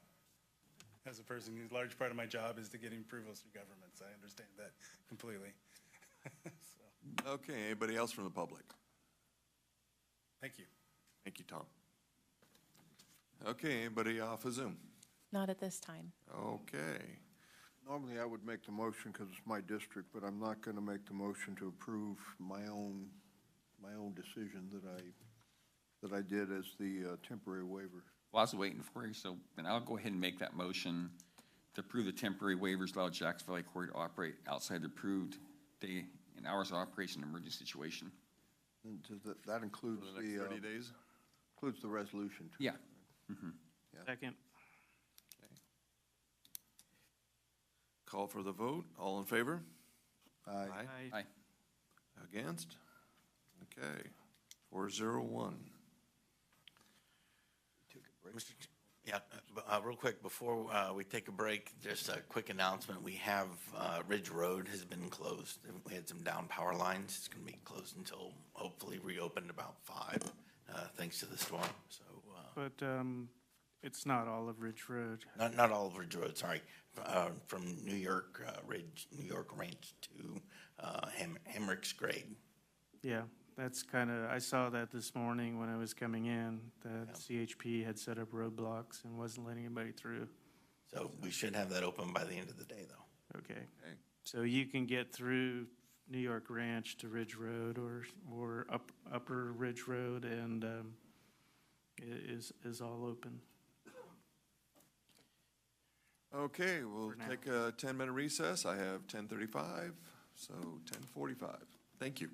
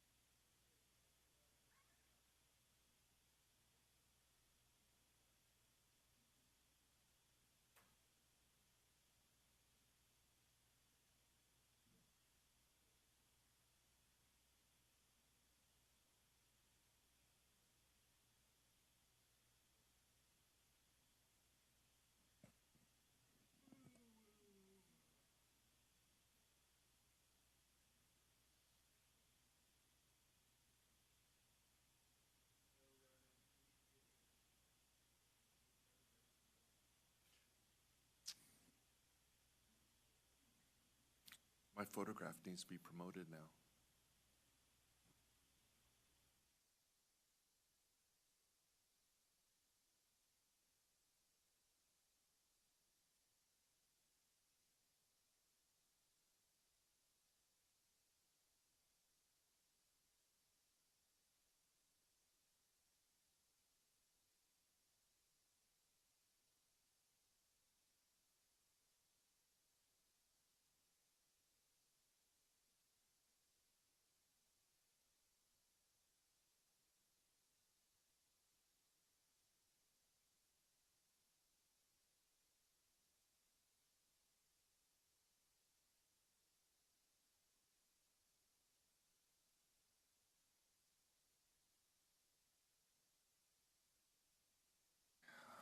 Bring the meeting back to order.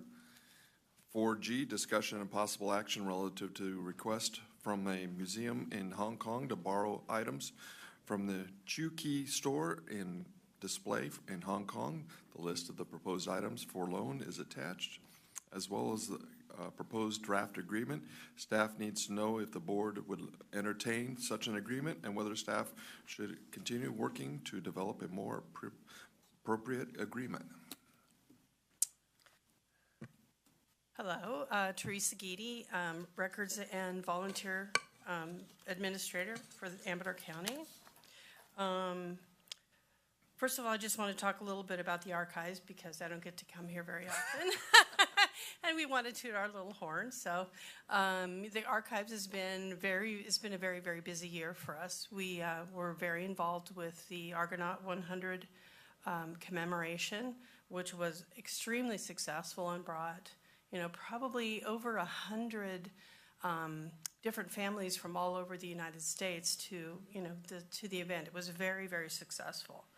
Another part of what we do is we do help with a lot of research for people writing books. I've had quite a few TV shows like Discovery Channel, PBS, Ghost Hunters, who we've helped provide information for them for different programs that they've been working on. So now a little bit about the history of this particular project.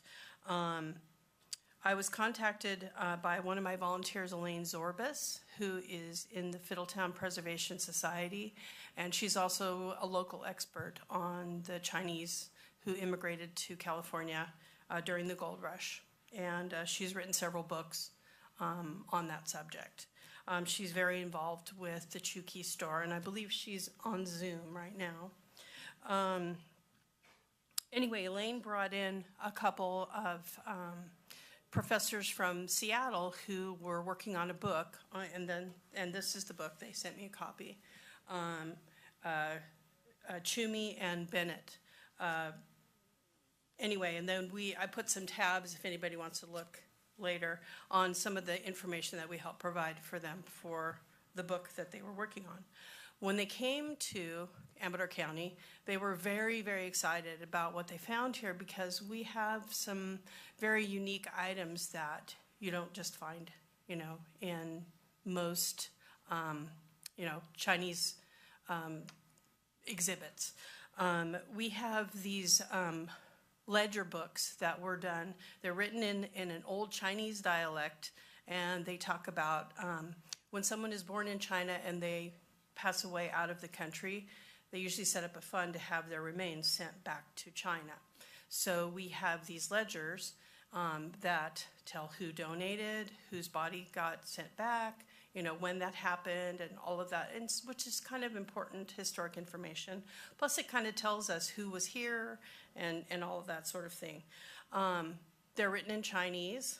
I have never shown them to anyone other than these people who came, doing this research, because even most typical Chinese can't read these because they're in an older dialect. So that is one of the things that they're looking to borrow because they want to do the translations on those, which would be very beneficial to us. And then, so that was in 2016, early 2016. So by July of 2016, I received an email from Osman Chin, who is with the Hong Kong Museum of History.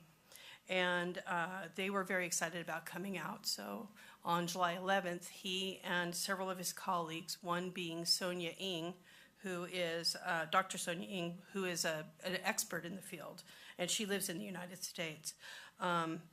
Anyway, they came out and they looked at the Chukey store, they looked at what we had in the archives, and that's what brought the idea of doing this, this display or this exhibit in the Hong Kong Museum. Then in November of 2018, Osmond came back and they tagged items that they would be interested in borrowing, and they expressed their interest on, doing this exhibit. Then COVID hit. And so I didn't hear from them for like 5 years. And then all of a sudden in November this year, I get an email, okay, we're ready to do the exhibit. And so then, of course, I started losing sleep because I'm thinking, I feel a very, very big responsibility for the items in my care. And there's been, changes in Hong Kong, and just the way that the things are in the world, so, but then I decided, okay, I'm going to look at this like I would look at making a big decision in my home. So I'm going to do my list of pros and my list of cons. And so in my list of pros, the Hong Kong Museum is a world-class, Smithsonian level type museum, and they do, loaned exhibits and create exhibits and do this kind of thing all of the time. And even though it's something new for us here in Amador County, it's not something new for them. Also, they plan to do some conservation on the items because those ledgers, for example, are paper, and they're 150 years old, and they're very brittle and delicate, and so they want to, do some treatments on them to help preserve them. Plus, they want to translate them, which would also be a positive for us because, we don't even know what they say. So, and we didn't even know what they were until then. Let's see. And also the other thing is those items are just locked away in the archives for nobody to see. I feel like it's like the Indiana Jones movie at the end, where they lock away the Ark of the Covenant and nobody sees it. And, it's safe, but, we don't have any access to that history to know what it is. And I think that that's important for Amador County history. We don't have top people working on it?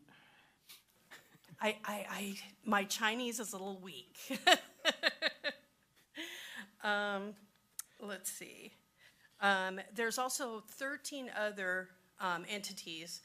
Some are private collections and some are larger collections that are going to be contributing to this collection. And that's part of what I just put out to you guys. There's a list of those entities. And I think before we finalize any agreement on whether or not we're going to loan the stuff, I think I want to talk to several of them, just to kind of get a feel of how they feel about this loan. And, the duration is supposed to be 2 years.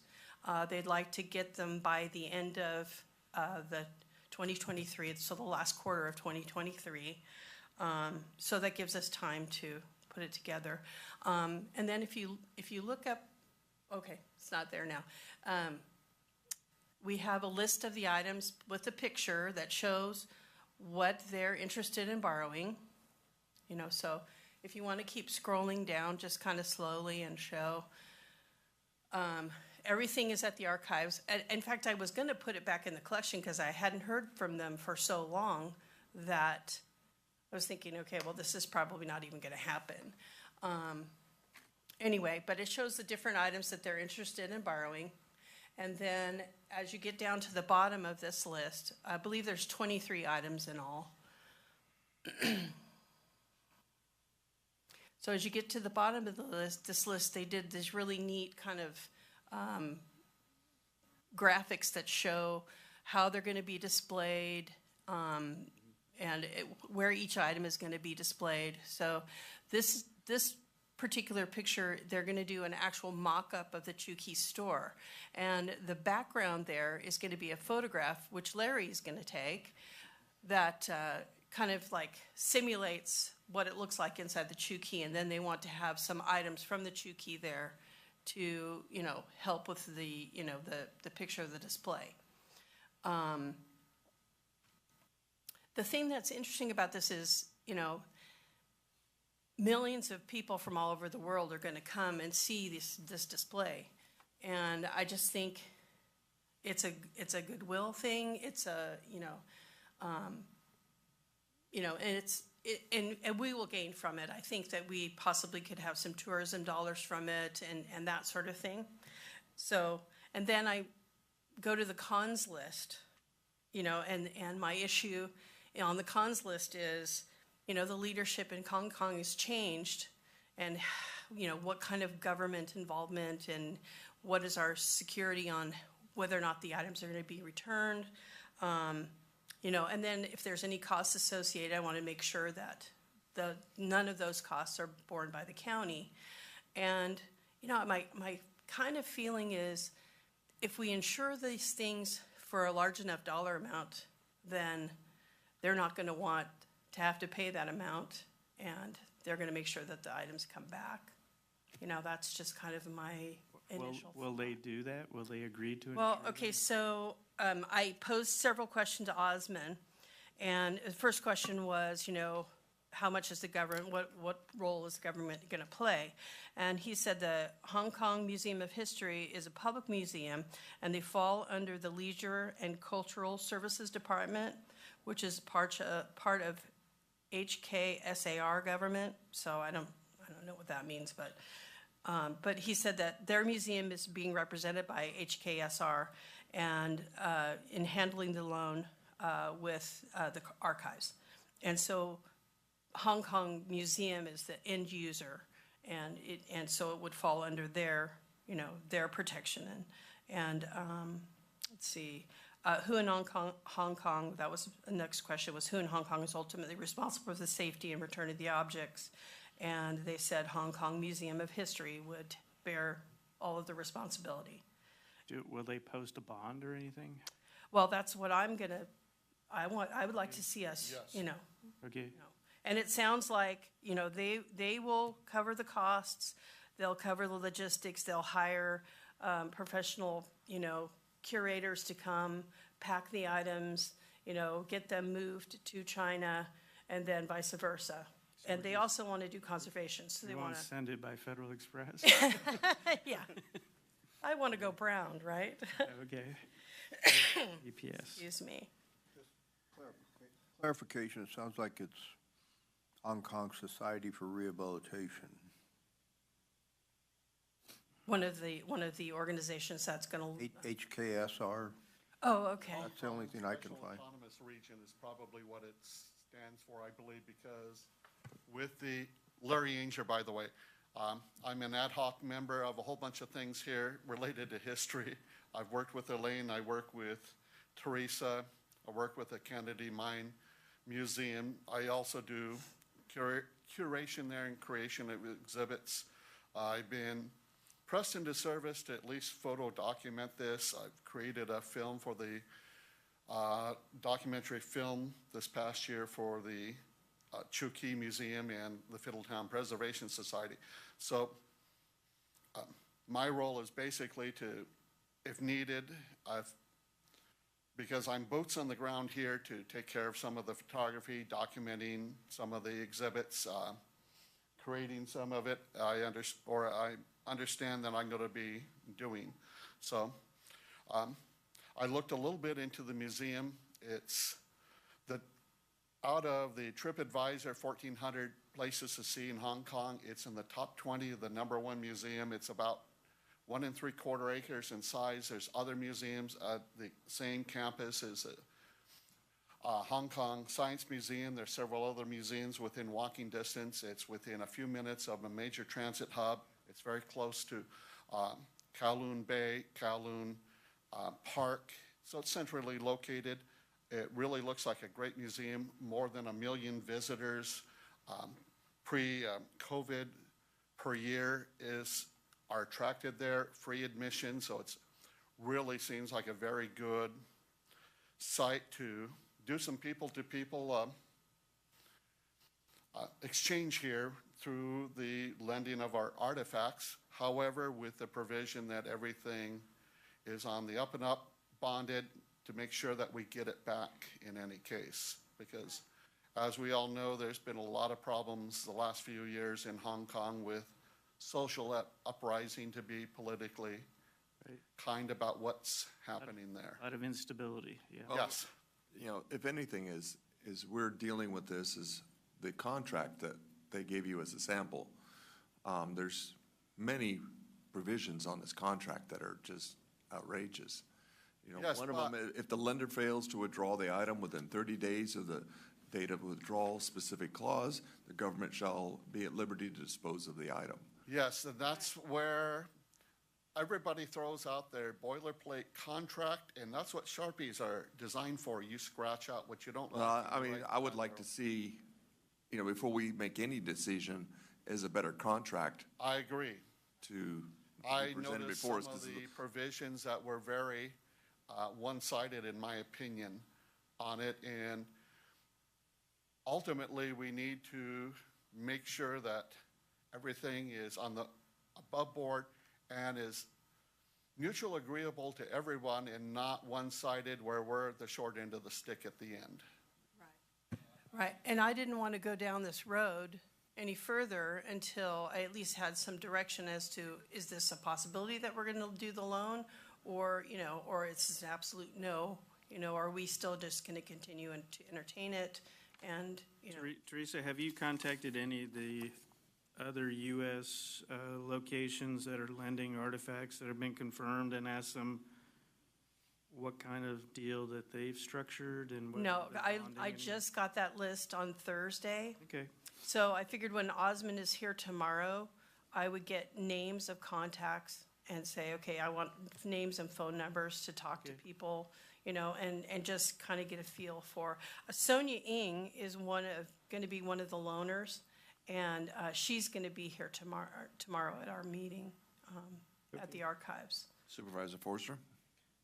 Yeah, my problem is just kind of what some of the items Larry brought up, but we don't have any control over this. Once it goes to Hong Kong, they can keep it forever. Right. And we don't have the money to fight them to bring it back, so more than likely we just give up on it. I don't like dealing with a communist country Right. that. And that was, you know, I that mean, has- I've let me lost finish. sleep. I don't like dealing with a communist country that has made inroads to trying to take over Hong Kong, trying to take over other areas, whether they figure it's rightfully theirs or not. But this contract is very loose, and it's very much in their favor, a lot of the points. Point 6, unless the government is notified in writing to the contrary, it is understood that the items may be for, well, let's see, item 5, I guess. Unless the government is notified to the contrary, it's up to them basically how long the items will be exhibited to the public. They might just come back at some point and say, well, you said 2 years, but we're just going to keep them now. Right. That's why, that's only the starting point. That's why we have to walk softly and pack a big stick back. And the unfortunate problem is we don't have the big stick. Yes. You know, I mean, even if we go to, you know, some type of arbitration, you know, how. Yes, but bonding is another factor that would be in our favor that. If they post a bond and it's held by some kind of third person or, you know, someone outside of, you know, China proper. Yes, and I would agree on that. then we could at least collect that if they default. Now Yes. they could maybe make a claim, well, you gave it to us, so, you know. Anyhow, I don't know. There's another possibility too, is they might just accept for some of these just good quality photographs. We have that option too, at least at this point, because nothing's been set in stone. Right. I like the idea of them being able to restore items, but on the other hand, I weigh that against, would we ever get these items back? That's probably a question I think probably would, but the agreement's got problems. I think they need to be corrected, and you brought up some of them, and there's one also, it talks about grants an exclusive or non-exclusive licensed the government to use basically a copyright them. So that meaning that they could say, well, you can no longer use that in a book, possibly. So it'd have to be non-exclusive. So Right. somebody wanted to use Right. it. So I think that, this was just their boilerplate loan agreement, and I think we need to go through it and make sure that we I think you'd have modify to- it. I think you'd have to contact some of our own Smithsonians to Right. what type of agreement they run with or anything else, but And bring lots of Sharpies. yeah. I wouldn't worry Sharpie, I just don't want their contract. Yes. Right. But it's still, And I agree with Richard. I've got my doubts about, or some qualms about the communist country, but if you look at how much stuff are in our stores, I think that boat has flown a long time ago. Not that it should have. The other point is, this stuff has been sitting where nobody can see it. So would we be losing a lot? We might feel like it, but this stuff has been sitting in storerooms and nobody's been seeing it. Right, well, and like the ledgers, for example, which to me is the most valuable, we can't even read them because unless we find somebody who can read that particular dialect of Chinese, we can't translate them. So, I don't know. Like I said, I've lost lots of sleep over this, thinking, and then I was kind of sort of relieved in a way because I thought it had actually just kind of gone away because I didn't hear from them for 5 years, and then boom, it came back, and then I was like, oh, now I'm not going to sleep again. I think it's worth investigating further and finding out what some of these other organizations are doing. Yeah. To assure Yes. that there's some kind of protection, that the items will be returned. We can definitely benefit by having it translated and really understand what it means, and that would benefit the Chukey store. But there is a concern that something could get damaged or lost or not. I'm less worried about things getting damaged or lost because these people are, they're at the top of their field and, in artifact restoration and, and preservation. It's more, my issue is more the, will it come back? Yeah, and that's something to maybe bring up with the California Historical Society and some of these other other entities that you've listed here. County Council, any thoughts on all this we're talking? Well, I think the starting point would be to just not use their agreement and find a sample of an outgoing loan agreement from a reputable museum when there's plenty of examples online, and use that as our template. I guess there's two things. There's insurance, and then there's bonds, and they're separate. And so if you want a bond, or if you want to at least talk about it, or maybe we'll see what the other entities are doing. Because if my guess is that an insurance policy is going to exclude their absolute failure of the Chinese government to give it back. It's not going to be covered by the insurance. That's why we need to have a bond also. Yeah. One, to ensure the safe transit and lost damage, and the other to ensure that the artifact does come back to us. Yeah. And the only problem with the bond or even the insurance is, what is the value? Do we know what the value is? Do we need some sort of an appraisal? No, it's the valuation that's assessed by the Hong Kong Museum of History. That's what their agreement says. Right. Yeah. Yeah.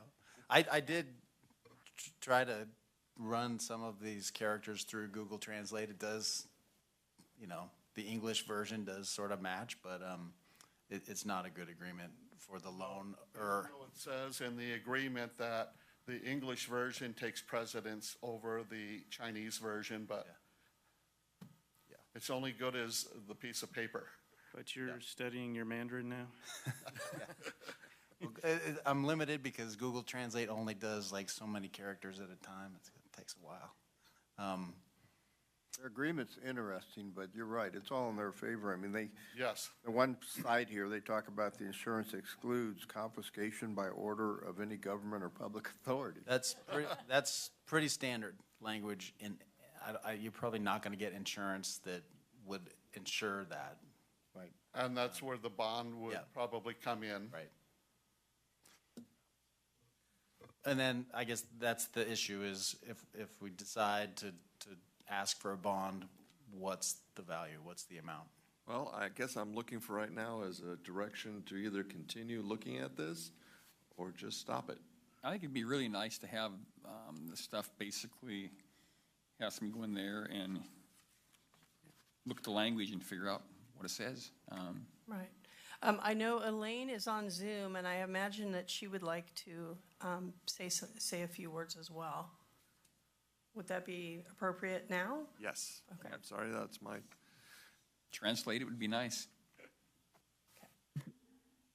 Can you hear me? Yes, you Yes, are. we can hear you. Yes, we can hear you. Oh, okay. Okay. As mentioned, my name is Elaine Zorbas, and I've been a long time volunteer with the archives and a longtime member of the Fiddletown Preservation Society and a docent at the Chukey store. And I've handled all of the items that are up for possible loan. 11 of them are actually in the Chukey store right now. So it's with both enthusiasm and sorry to see them go feelings about lending them. First of all, I wanted to find out, did you get the letter from the Fiddletown Preservation Society? Yes, we did. Yes. You should have it in front of you, and I can read part of it if you like. Well, we have it. We've had it, printed out, and it's in our packet. Okay. A few things. At the Chukey Store Museum, we try to educate visitors about the Chinese who settled in Fiddletown. This exhibit, however, is dealing at an even larger scale. It's dealing with the Chinese experience in California, which was very critical both to the development of the state and to China itself, especially Hong Kong, because most of these immigrants came through Hong Kong. This is a chance for us to put Fiddletown and Amador County on the world stage and educate people at that end in Hong Kong about how Chinese immigrants adapted to our country. Since 2013, I have worked with Dr. Sonia Ng. She's a historian, a translator. She worked for the State Department in translation, and she plays a very important role in this whole process because she lives in the Bay Area but goes back and forth between here and Hong Kong. And she was the first person who actually saw many of the documents at the archive and was extremely excited at some rare things that had never before been seen, especially from a gold mining town, telling the story from the point of view of the gold rush. So she's the one that's kind of facilitated all of the contacts with other organizations and institutions for the loan. And she is also the guest curator of the exhibit. She lives in Concord, so she's in the Bay Area, and she has written a book that's going to go with the exhibit. The Chukey store will have its own part of the exhibit. It's going to be really an important part. It's going to be life in a Chinese grocery store. And it's also going to be in the book that she's going to publish that goes with the exhibit. She's passionate about Chinese American history, and she's worked with the city of Hanford, actually the Hanford Preservation Society. It's near Fresno, and they're loaning many, many more items than we will. And she has helped catalog and identify those items. She would not want to lend them if she knew they were not coming back. So I feel we have a very responsible person who's going to be an ally in this whole process. So it's an opportunity. It's an opportunity for Amador County to reach out into the world And if we draft a contract that's acceptable to both parties, that certainly is important. It's a chance to share goodwill, people to people, between them, people in China, all of the visitors. I've been to that museum. It's a wonderful museum, very large and very interesting.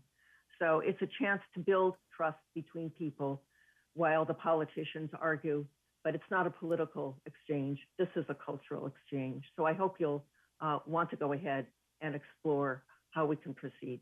Thank you. Thank you, Elaine. Any other Zoom? Not at this time. Okay, bring it back to the board. Supervisor Forster? I don't mind looking at this. We can make the contract as hard and fast as possible by our county council, but to be realistic, we have to be prepared to lose these items. Agreed. So on one hand, I have a lot of trepidation about dealing with a country like China. That's a communist entity that basically they can throw a monkey wrench in anything. But on the other hand, who's ever seen these items in the last, since they've been put in the museum? Teresa. So it's an opportunity to get them cleaned up. I got a little bit of history with this. We had a saddle in our family that was a parade saddle inlaid with silver that sat in my grandmother's rafters in her garage. My great-great-grandfather saddle, and the Smithsonian called her one day and wanted to borrow it for the exhibition of man-made mobile in 1976. And she hung up on him because she thought it was a joke. And they persisted, and we finally ended up lending the saddle. They cleaned it up. It was in the Smithsonian for 2 years, and then it sat in my dad's house for about 20 years until he finally said, I can't split it 6 ways, so he donated it to Mission in San Juan Capistrano. That's the one I see down there when I visit then, apparently. Yeah, so it really doesn't do a lot of good for these artifacts to sit there and never be seen. Yes, the term is called dog in a manger. You have them, you can't read them, you can't enjoy them, but you won't let anyone else. It's always a two-edged sword, unfortunately. That's right. It's like that stuff we have in our drawers at home that nobody else sees that's valuable. Correct. Or it's valuable to us. However, we're dealing with an 800-kilogram gorilla on the other side, too. That's right. Quite possibly. That's the catch-22. Always a catch-22, but sometimes in the overall scheme of things, we're a very small player here, too, and thinking pragmatically, why would they hang on to them other than they were something made in America by a Chinese person? So. Yeah, I'll say this: if it was the first foot in the door, I'd say no. But you look at the trade. There's a lot of stuff going back and forth. It's not like we're giving a stamp for approval to the Communist Party. With that said, I think it'd be having the items go there. I'm in favor of it. Proper documentation. Probably wouldn't hurt to take copies or photos of the items before they leave. All right, well, my thought was I'd like to have Larry go and just take extensive pictures from different angles, in of the each books, item. all the pages. Yeah. Yes. Yeah, so that we have at least a digital version that represents what we're lending out, or even what we're potentially lending out. It's just, once you have it digitized and scattered around, it's cheap insurance. Yeah, so. I'd also, in any contract, I'd like us to get, to be provided with any interpretation of what the language actually means there, so we can have it in our archives, and any pictures, reproductions or anything that they do for the exhibit, and a trip to Hong Kong to view the exhibit for the past chair. There you go. There you go. I'll scratch that last one maybe. So. Does it seem to have? I was waiting for that. You can get cheap airfare out of San Francisco to Hong Kong. Yeah. Yeah, no, my feeling is this is just, do you want us to proceed? This understand. decision, this is no final decision at all. Correct. It's just simply, direction on proceed or not. Well, and I imagine, Greg, that the other lenders, there's got to be some that have templates out there that we could refer to. I'm sure, and there's, I mean, I've found a pretty good one. It's on the, it's the American History Museum outgoing loan agreement, and it's online. It's probably got some stuff we don't need, but it is looks pretty comprehensive. Supervisor Forster, we can get you a one-way ticket. Yes, thumb it back. My wife might appreciate that, so. Well, will they let him in? Yeah. Supervisor X, your favor or against to continue this? I think we should look into it. We should ask, I mean, this is a pretty comprehensive list of other donors and find out what they're donating, what they're doing, what their thoughts are, concerns, and just bring it back and, let's hear from it. The fact that the contract, if the English version is the one that is interpreted, then we can make sure that the contract is to our liking, and just what assurances that we can have that it'll get back. But I think it still is a positive thing that they want people to see it and that they can help us with explaining and interpreting its meaning so that we know what it means. We could actually use that. Right. So. Forster, Supervisor Forster? I'm agreeable with looking at it. It's probably just a timing issue, but there's only two that are still pending, Amador County and the California Historical Society. So I'd like to find out if they're going to consent to this too. And Supervisor Netter, you were in favor of the continuing of it, correct? Yep. Well, you have direction. Great. Right. Thank you, gentlemen. Thank you. Thank you. I appreciate it. Thank you. Thanks, Teresa, Larry.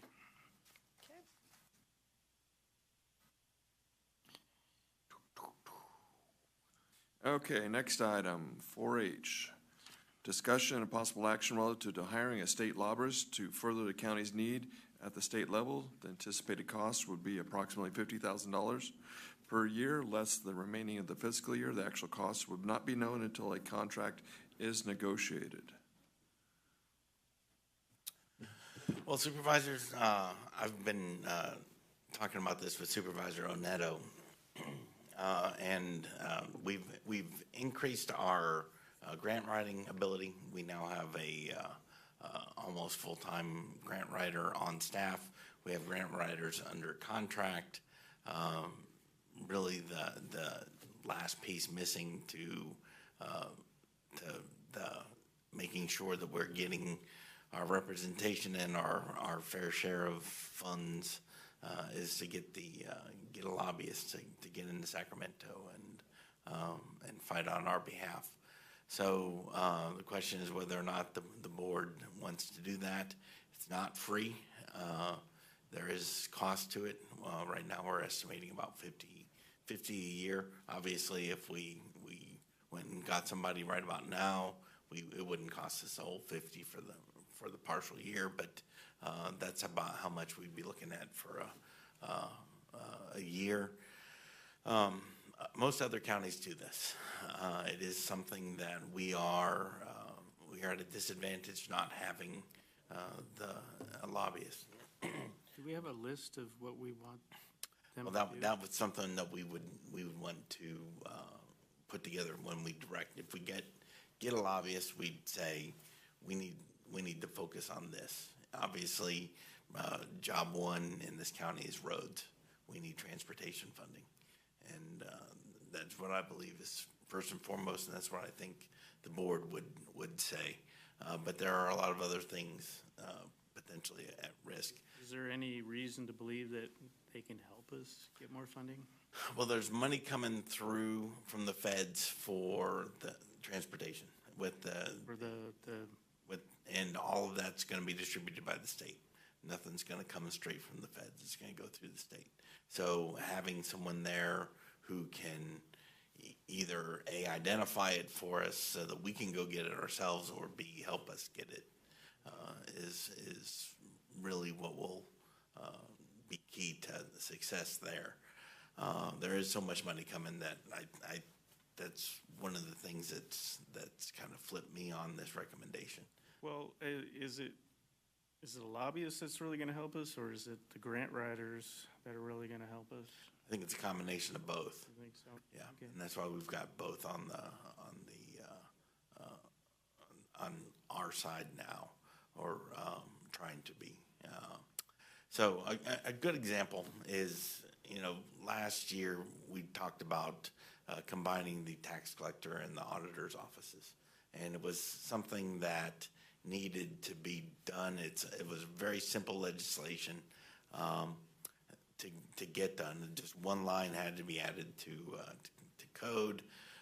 We asked our legislative delegation to see that it got done, and it didn't get done. They just didn't get it done.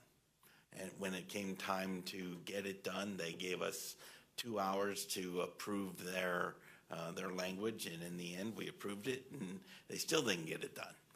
They just said it's not important, and they chose not to do it. And those were, there was really no reason for that, but a lobbyist is going to sit there and pound on their door until they put it into a bill. That was very disappointing to me, because these are all people that I would expect would be on our side, and we don't ask for a lot, but they didn't get it done. Supervisor Forster? I guess I could live with this for a year, but when we've got lobbyists in the past, we had David French on the federal level. That was related to Indian gaming. We had, I think the other gentleman was on the ERAF issue. Dave, what was his? Dave Jones? Yes, Dave Jones. Dave Jones on that specific issue. What's going to hurt us on the transportation side is we're not a self-help county. So it might make it hard to get any money. I guess it's a lot of money to roll out there for a year, but if we don't get any productivity out at it, I don't want to continue it after that. We've been very specific and focused on our lobbying efforts in the past. We're a small county. Yes, most counties have them, but most counties are bigger counties too. No, I agree generally what you said, Richard, but one reason why I kind of brought this question up is I think there's going to be a whole lot of money floating around out there, probably a lot. And I think that it might be an opportunity to get a fair chunk for Amador County, and I'm with you. If it doesn't work out and we don't get much benefit out of it, we're done with it. Why do you think there'll be a lot of money on the transportation area specifically? Yeah. Where, from the feds? From the feds. Yeah, the bill that they passed, the infrastructure bill. We can try it for a year, but I got to tell you, I want to see results. If I don't see results, we can't afford to keep a lobbyist on. And the other thing is, where did this lobbyist come from? I've never heard that name. That was one question that I put in there, is how we want to proceed. We met with one the other day. I certainly don't think that's the end-all, be-all of the interview process. I think we should interview more. And how do we identify them? Well, that's a good question. We'll have to dig into that. I can make some calls, find out who's using who, and with what success. Yeah, because the only thing I could add to that is the one that Supervisor Neto and I talked to, he was a local gentleman, and so it may be an asset to have somebody locally trying to help, our local county, and he has other clients. We're not just. I'd like to see what kind of results he's provided. I understand. I mean, if you're going to give somebody a job, I'd kind of like to see what have they produced for counties in the past. Whether it's him or other counties, if they can provide lobbyists and say, this guy, this person, or this firm, this gal is great. And that's what we're talking about, is just to bring it back at a later date but we just want to see if do we want to put this foot in the door? It's the first step of it. I think timing might be important too. I mean, do we want to really bring them on board right now or later on in the year when the funding from the infrastructure bill is actually going to start being rolled out. I don't even know what the state's plan is. I've tried to find out because I think that that would be something we would want to tap into, so. Well, I would say that now's the time we want to get the foot in the door to talk to and have the lobbyists talk to everybody At else least before it talk to them. hits. Yeah, before we put them on the job. But it's also to start talking to our legislators to think about us, getting that portion of it put into their minds. And one thing I wouldn't mind having maybe work on is possibly, the Shenandoah Road, and Cal OES kind of roughed that road up pretty hard. And maybe it's possible he mentioned maybe run a bill, maybe get nowhere, but it brings some attention to that because Cal OES has been very unresponsive, for lack of a better term. And I think their efforts to clean up Grizzly Flat, which I commend, they had no problem them doing that, but they roughed up Shenandoah Road pretty hard. And they should put some funds back towards repairing that road. Reimbursement, though, in Shenandoah Road scheduled for paving in about May, June start time. Well, I know, but that's one reason why is their work really tore up that road. And yeah, so the county's footing that bill, but I think they should reimburse us a part of that bill.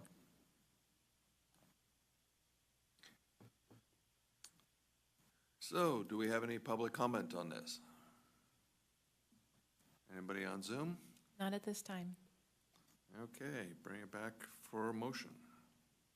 We know it should be, maybe, Not just direction. I think maybe direction, I was thinking, yeah. Give me. And to Mr. Hiley to make contact with some other small counties and see if there's other lobbyist names out there. Whether you've already kind of got an ad hoc committee who's interviewed this individual, but I mean, there might be other individuals too. Yeah, I like that he came from our county, but I'd like to get some kind of background on him. What is? Yeah, we're not set in stone, Richard. It's just somebody that kind of thought, hey, this is something we probably ought to do.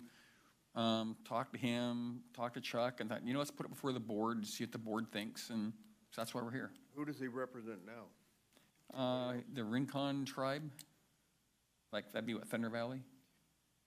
He does a lot of work with the Indian casino people. And then there was like three others that. Yeah, I need more background on him and others also before we can make a decision. Well, the question here is just, do we want to go forward with it? And potentially go I think forward. we should investigate it, and maybe do they have resumes that they circulate? That should be part of it, Yeah, Look absolutely. at it. At least the other board members can view it too. So To do we can put out a full bore RFP and have to see who responds. But I would say I don't even think we're ready for that step yet until I get the answer on the effectiveness of.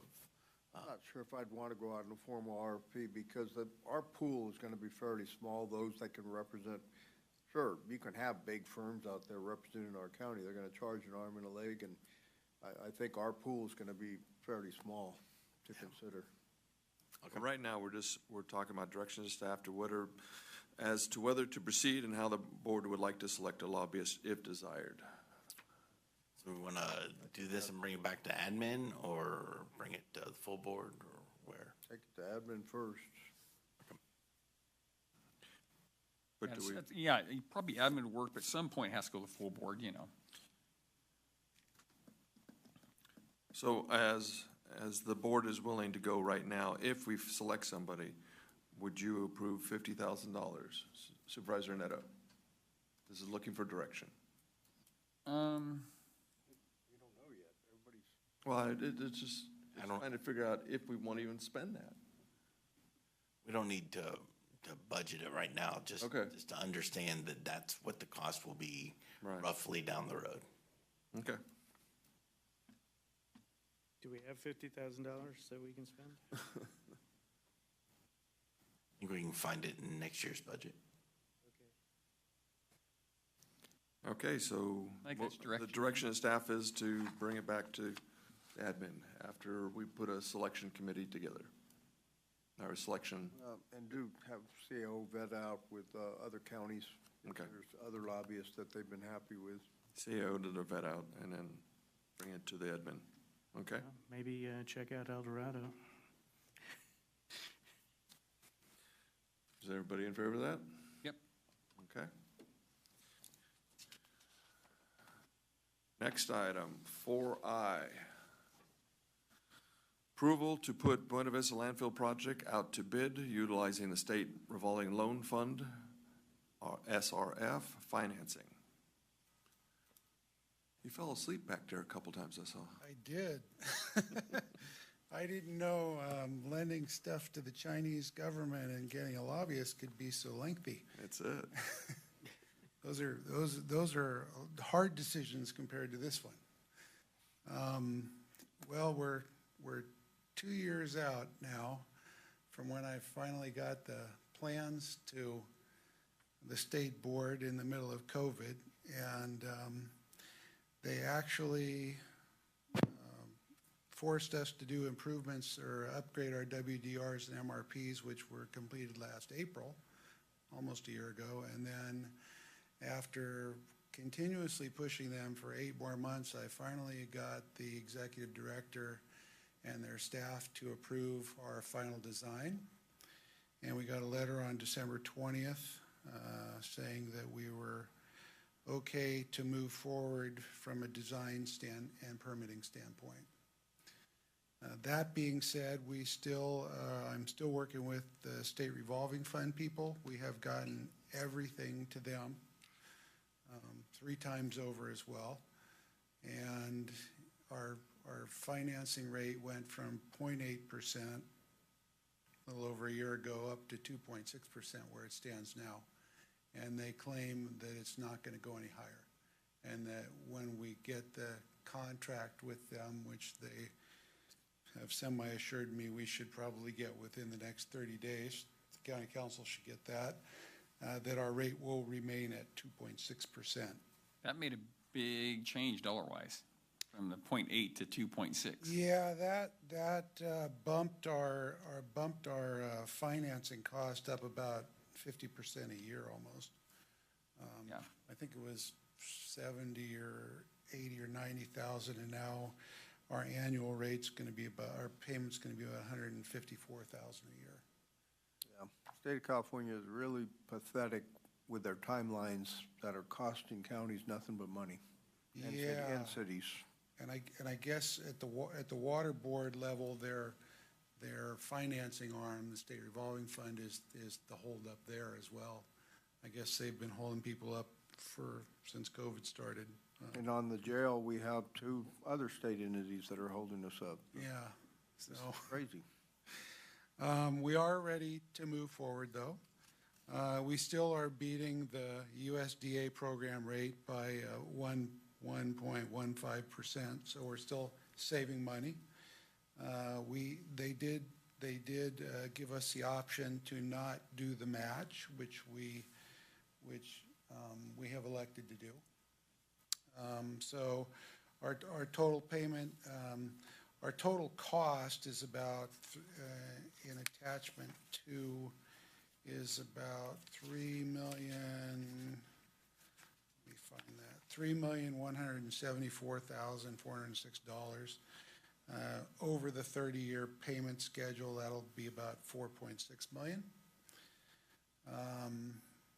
We have money in the Waste Management Capital Improvement Fund, which has already been designated for this debt service. We're collecting significantly more than $153,000 a year, so there's not going to be an issue with whether or not we can afford the payments. We do have the money coming in. That money, as the garbage rate increases continue over time, that money is factored on a percentage of the rate, so our amount will continue to go up along with those garbage rate increases as well. So we will never be in a position where we won't have the money because we already have enough money in there to make those payments. That's about it.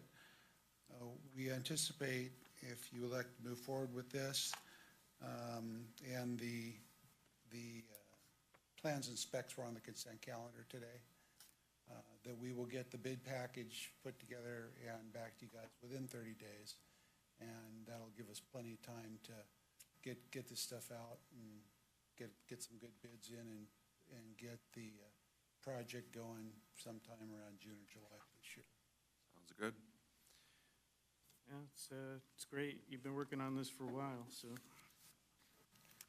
You know, Jeff, it looks like it's really, basically it's just an expansion of the wastewater holding facility or the runoff Yeah, leachates. essentially climate change has and that 100-year storm and the fact that we allowed a lot of water to get into that waste unit, they decided that our capacity, our handling capacity was not high enough, so they requested a new water balance. And when we did the water balance, it essentially is doubling the size of that Class 2 surface impoundment. That's pretty common for most.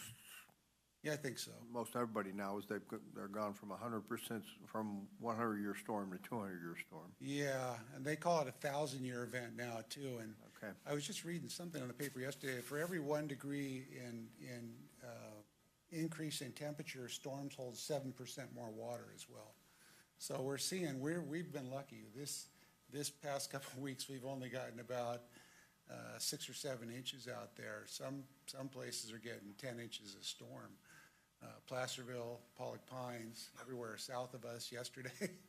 That was my next question. I was going to ask how we're doing down there. We're doing good. We still have over 4 feet of freeboard in there. So I have Bob Foy took our manual for our new machine. So he's studying. We're going to get that thing as soon as we get a little break in the weather. We're going to get the power hooked up on that, and we're going to get that out in the pond and actually begin to evaporate water pretty soon. There's still only about this much water in the pond, which isn't enough really for that evaporator. That thing sits on the bottom of the pond, so we really need about 3 feet of water in there. So I'm anticipating in this next round of storms, which is probably going to go up another 6 to 8 inches, so we'll probably get enough water in there to start firing that thing up and see how it works. So if for every degree you're getting, what, 7% or 17% more? 7% more water. Why is the whole western United States in a drought?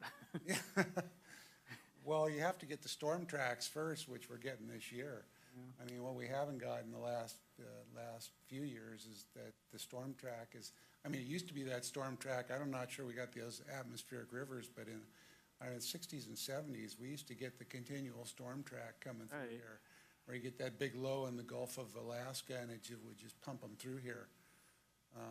Now I think that big low is even bigger, so it's pulling that water all the way from the tropics all the way up over to us, so we're getting a lot more water now. Yeah, you talk about the time lapse here. I'd like our CEO to start keeping track of jail project, of this project, and actually put it on paper, how much it's cost us because of the delay of the state. So we can show that to our state legislators, like when we met with Megan Daly recently. But every time we meet with our state legislators, we should provide them the documentation to show what these delays caused from the state agencies. Yeah, we can also show it to this lobbyist. Well, tangible lobbyists, yeah, but we meet with our state legislators too, and we can, CSAC and RCRC should be aware of this. But every county's got to start putting these things down on paper so that our state legislators and lobbyists can realize what it's costing our taxpayers. Oh, it's a pile. Double the cost for us. I mean, I think it goes back to cost to government and also cost to individuals and people trying to do business. Yeah, and ultimately it trickles down to the average homeowner. Okay, any other questions for Jeff? Okay, any Zoom comments? Not at this time. Ready for a motion, give you a motion? Yes, please, bring a motion forward. I would move approving putting the Buena Vista landfill projects out to bid with the current engineer's estimate and commitment for funding from the state revolving fund. Second. Okay, calling for the vote. All in favor? Aye. Aye. Aye. All against? So it's 4-0-1. Thank you. You're Thank welcome. you.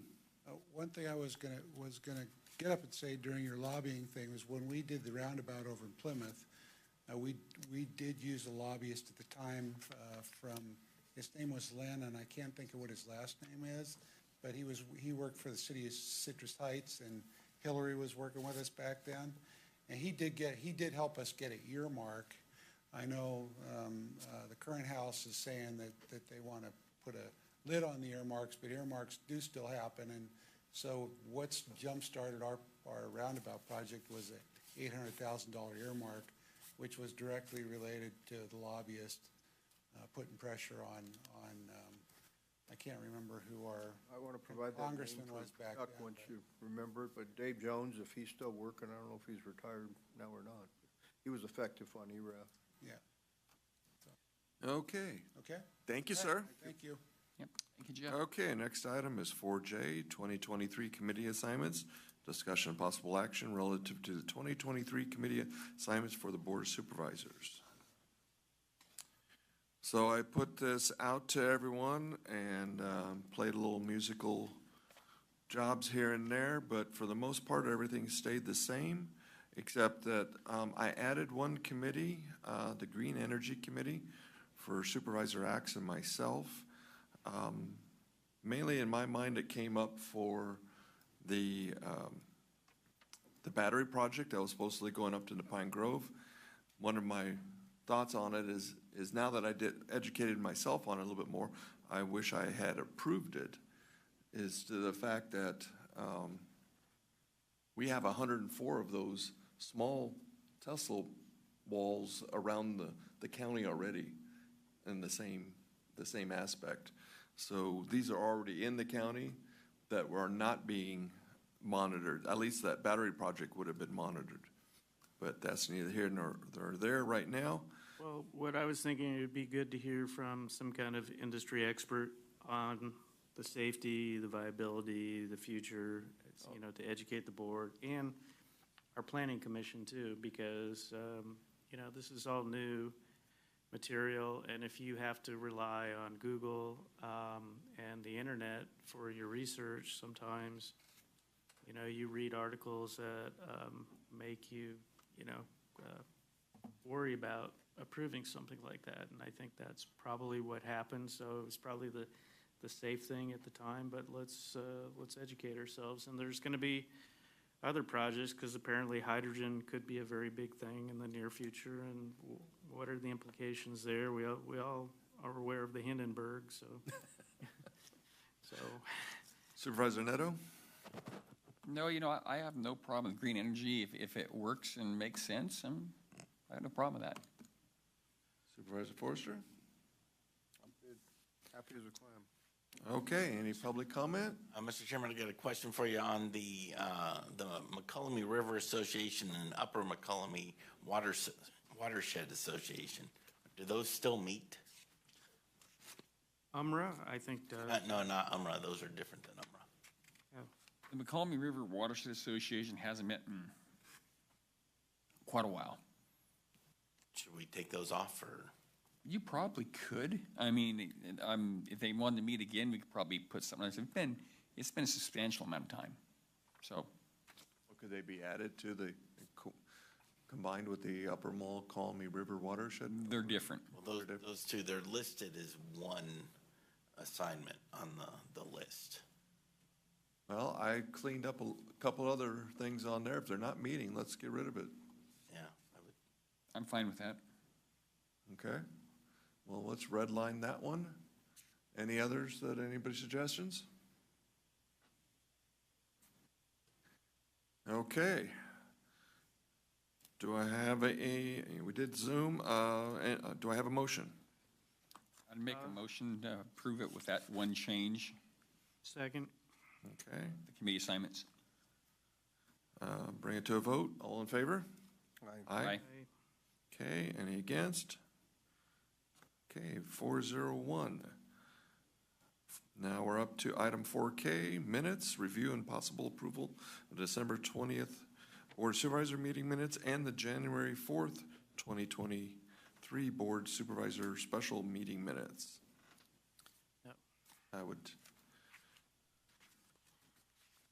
Is there any? Make a motion to approve. Did you have any changes? Second.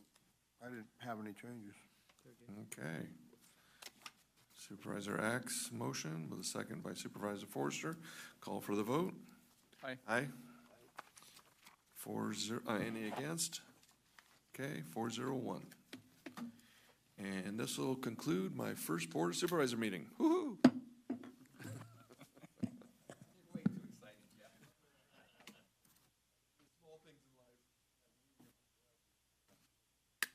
Can we record that so we could use that as your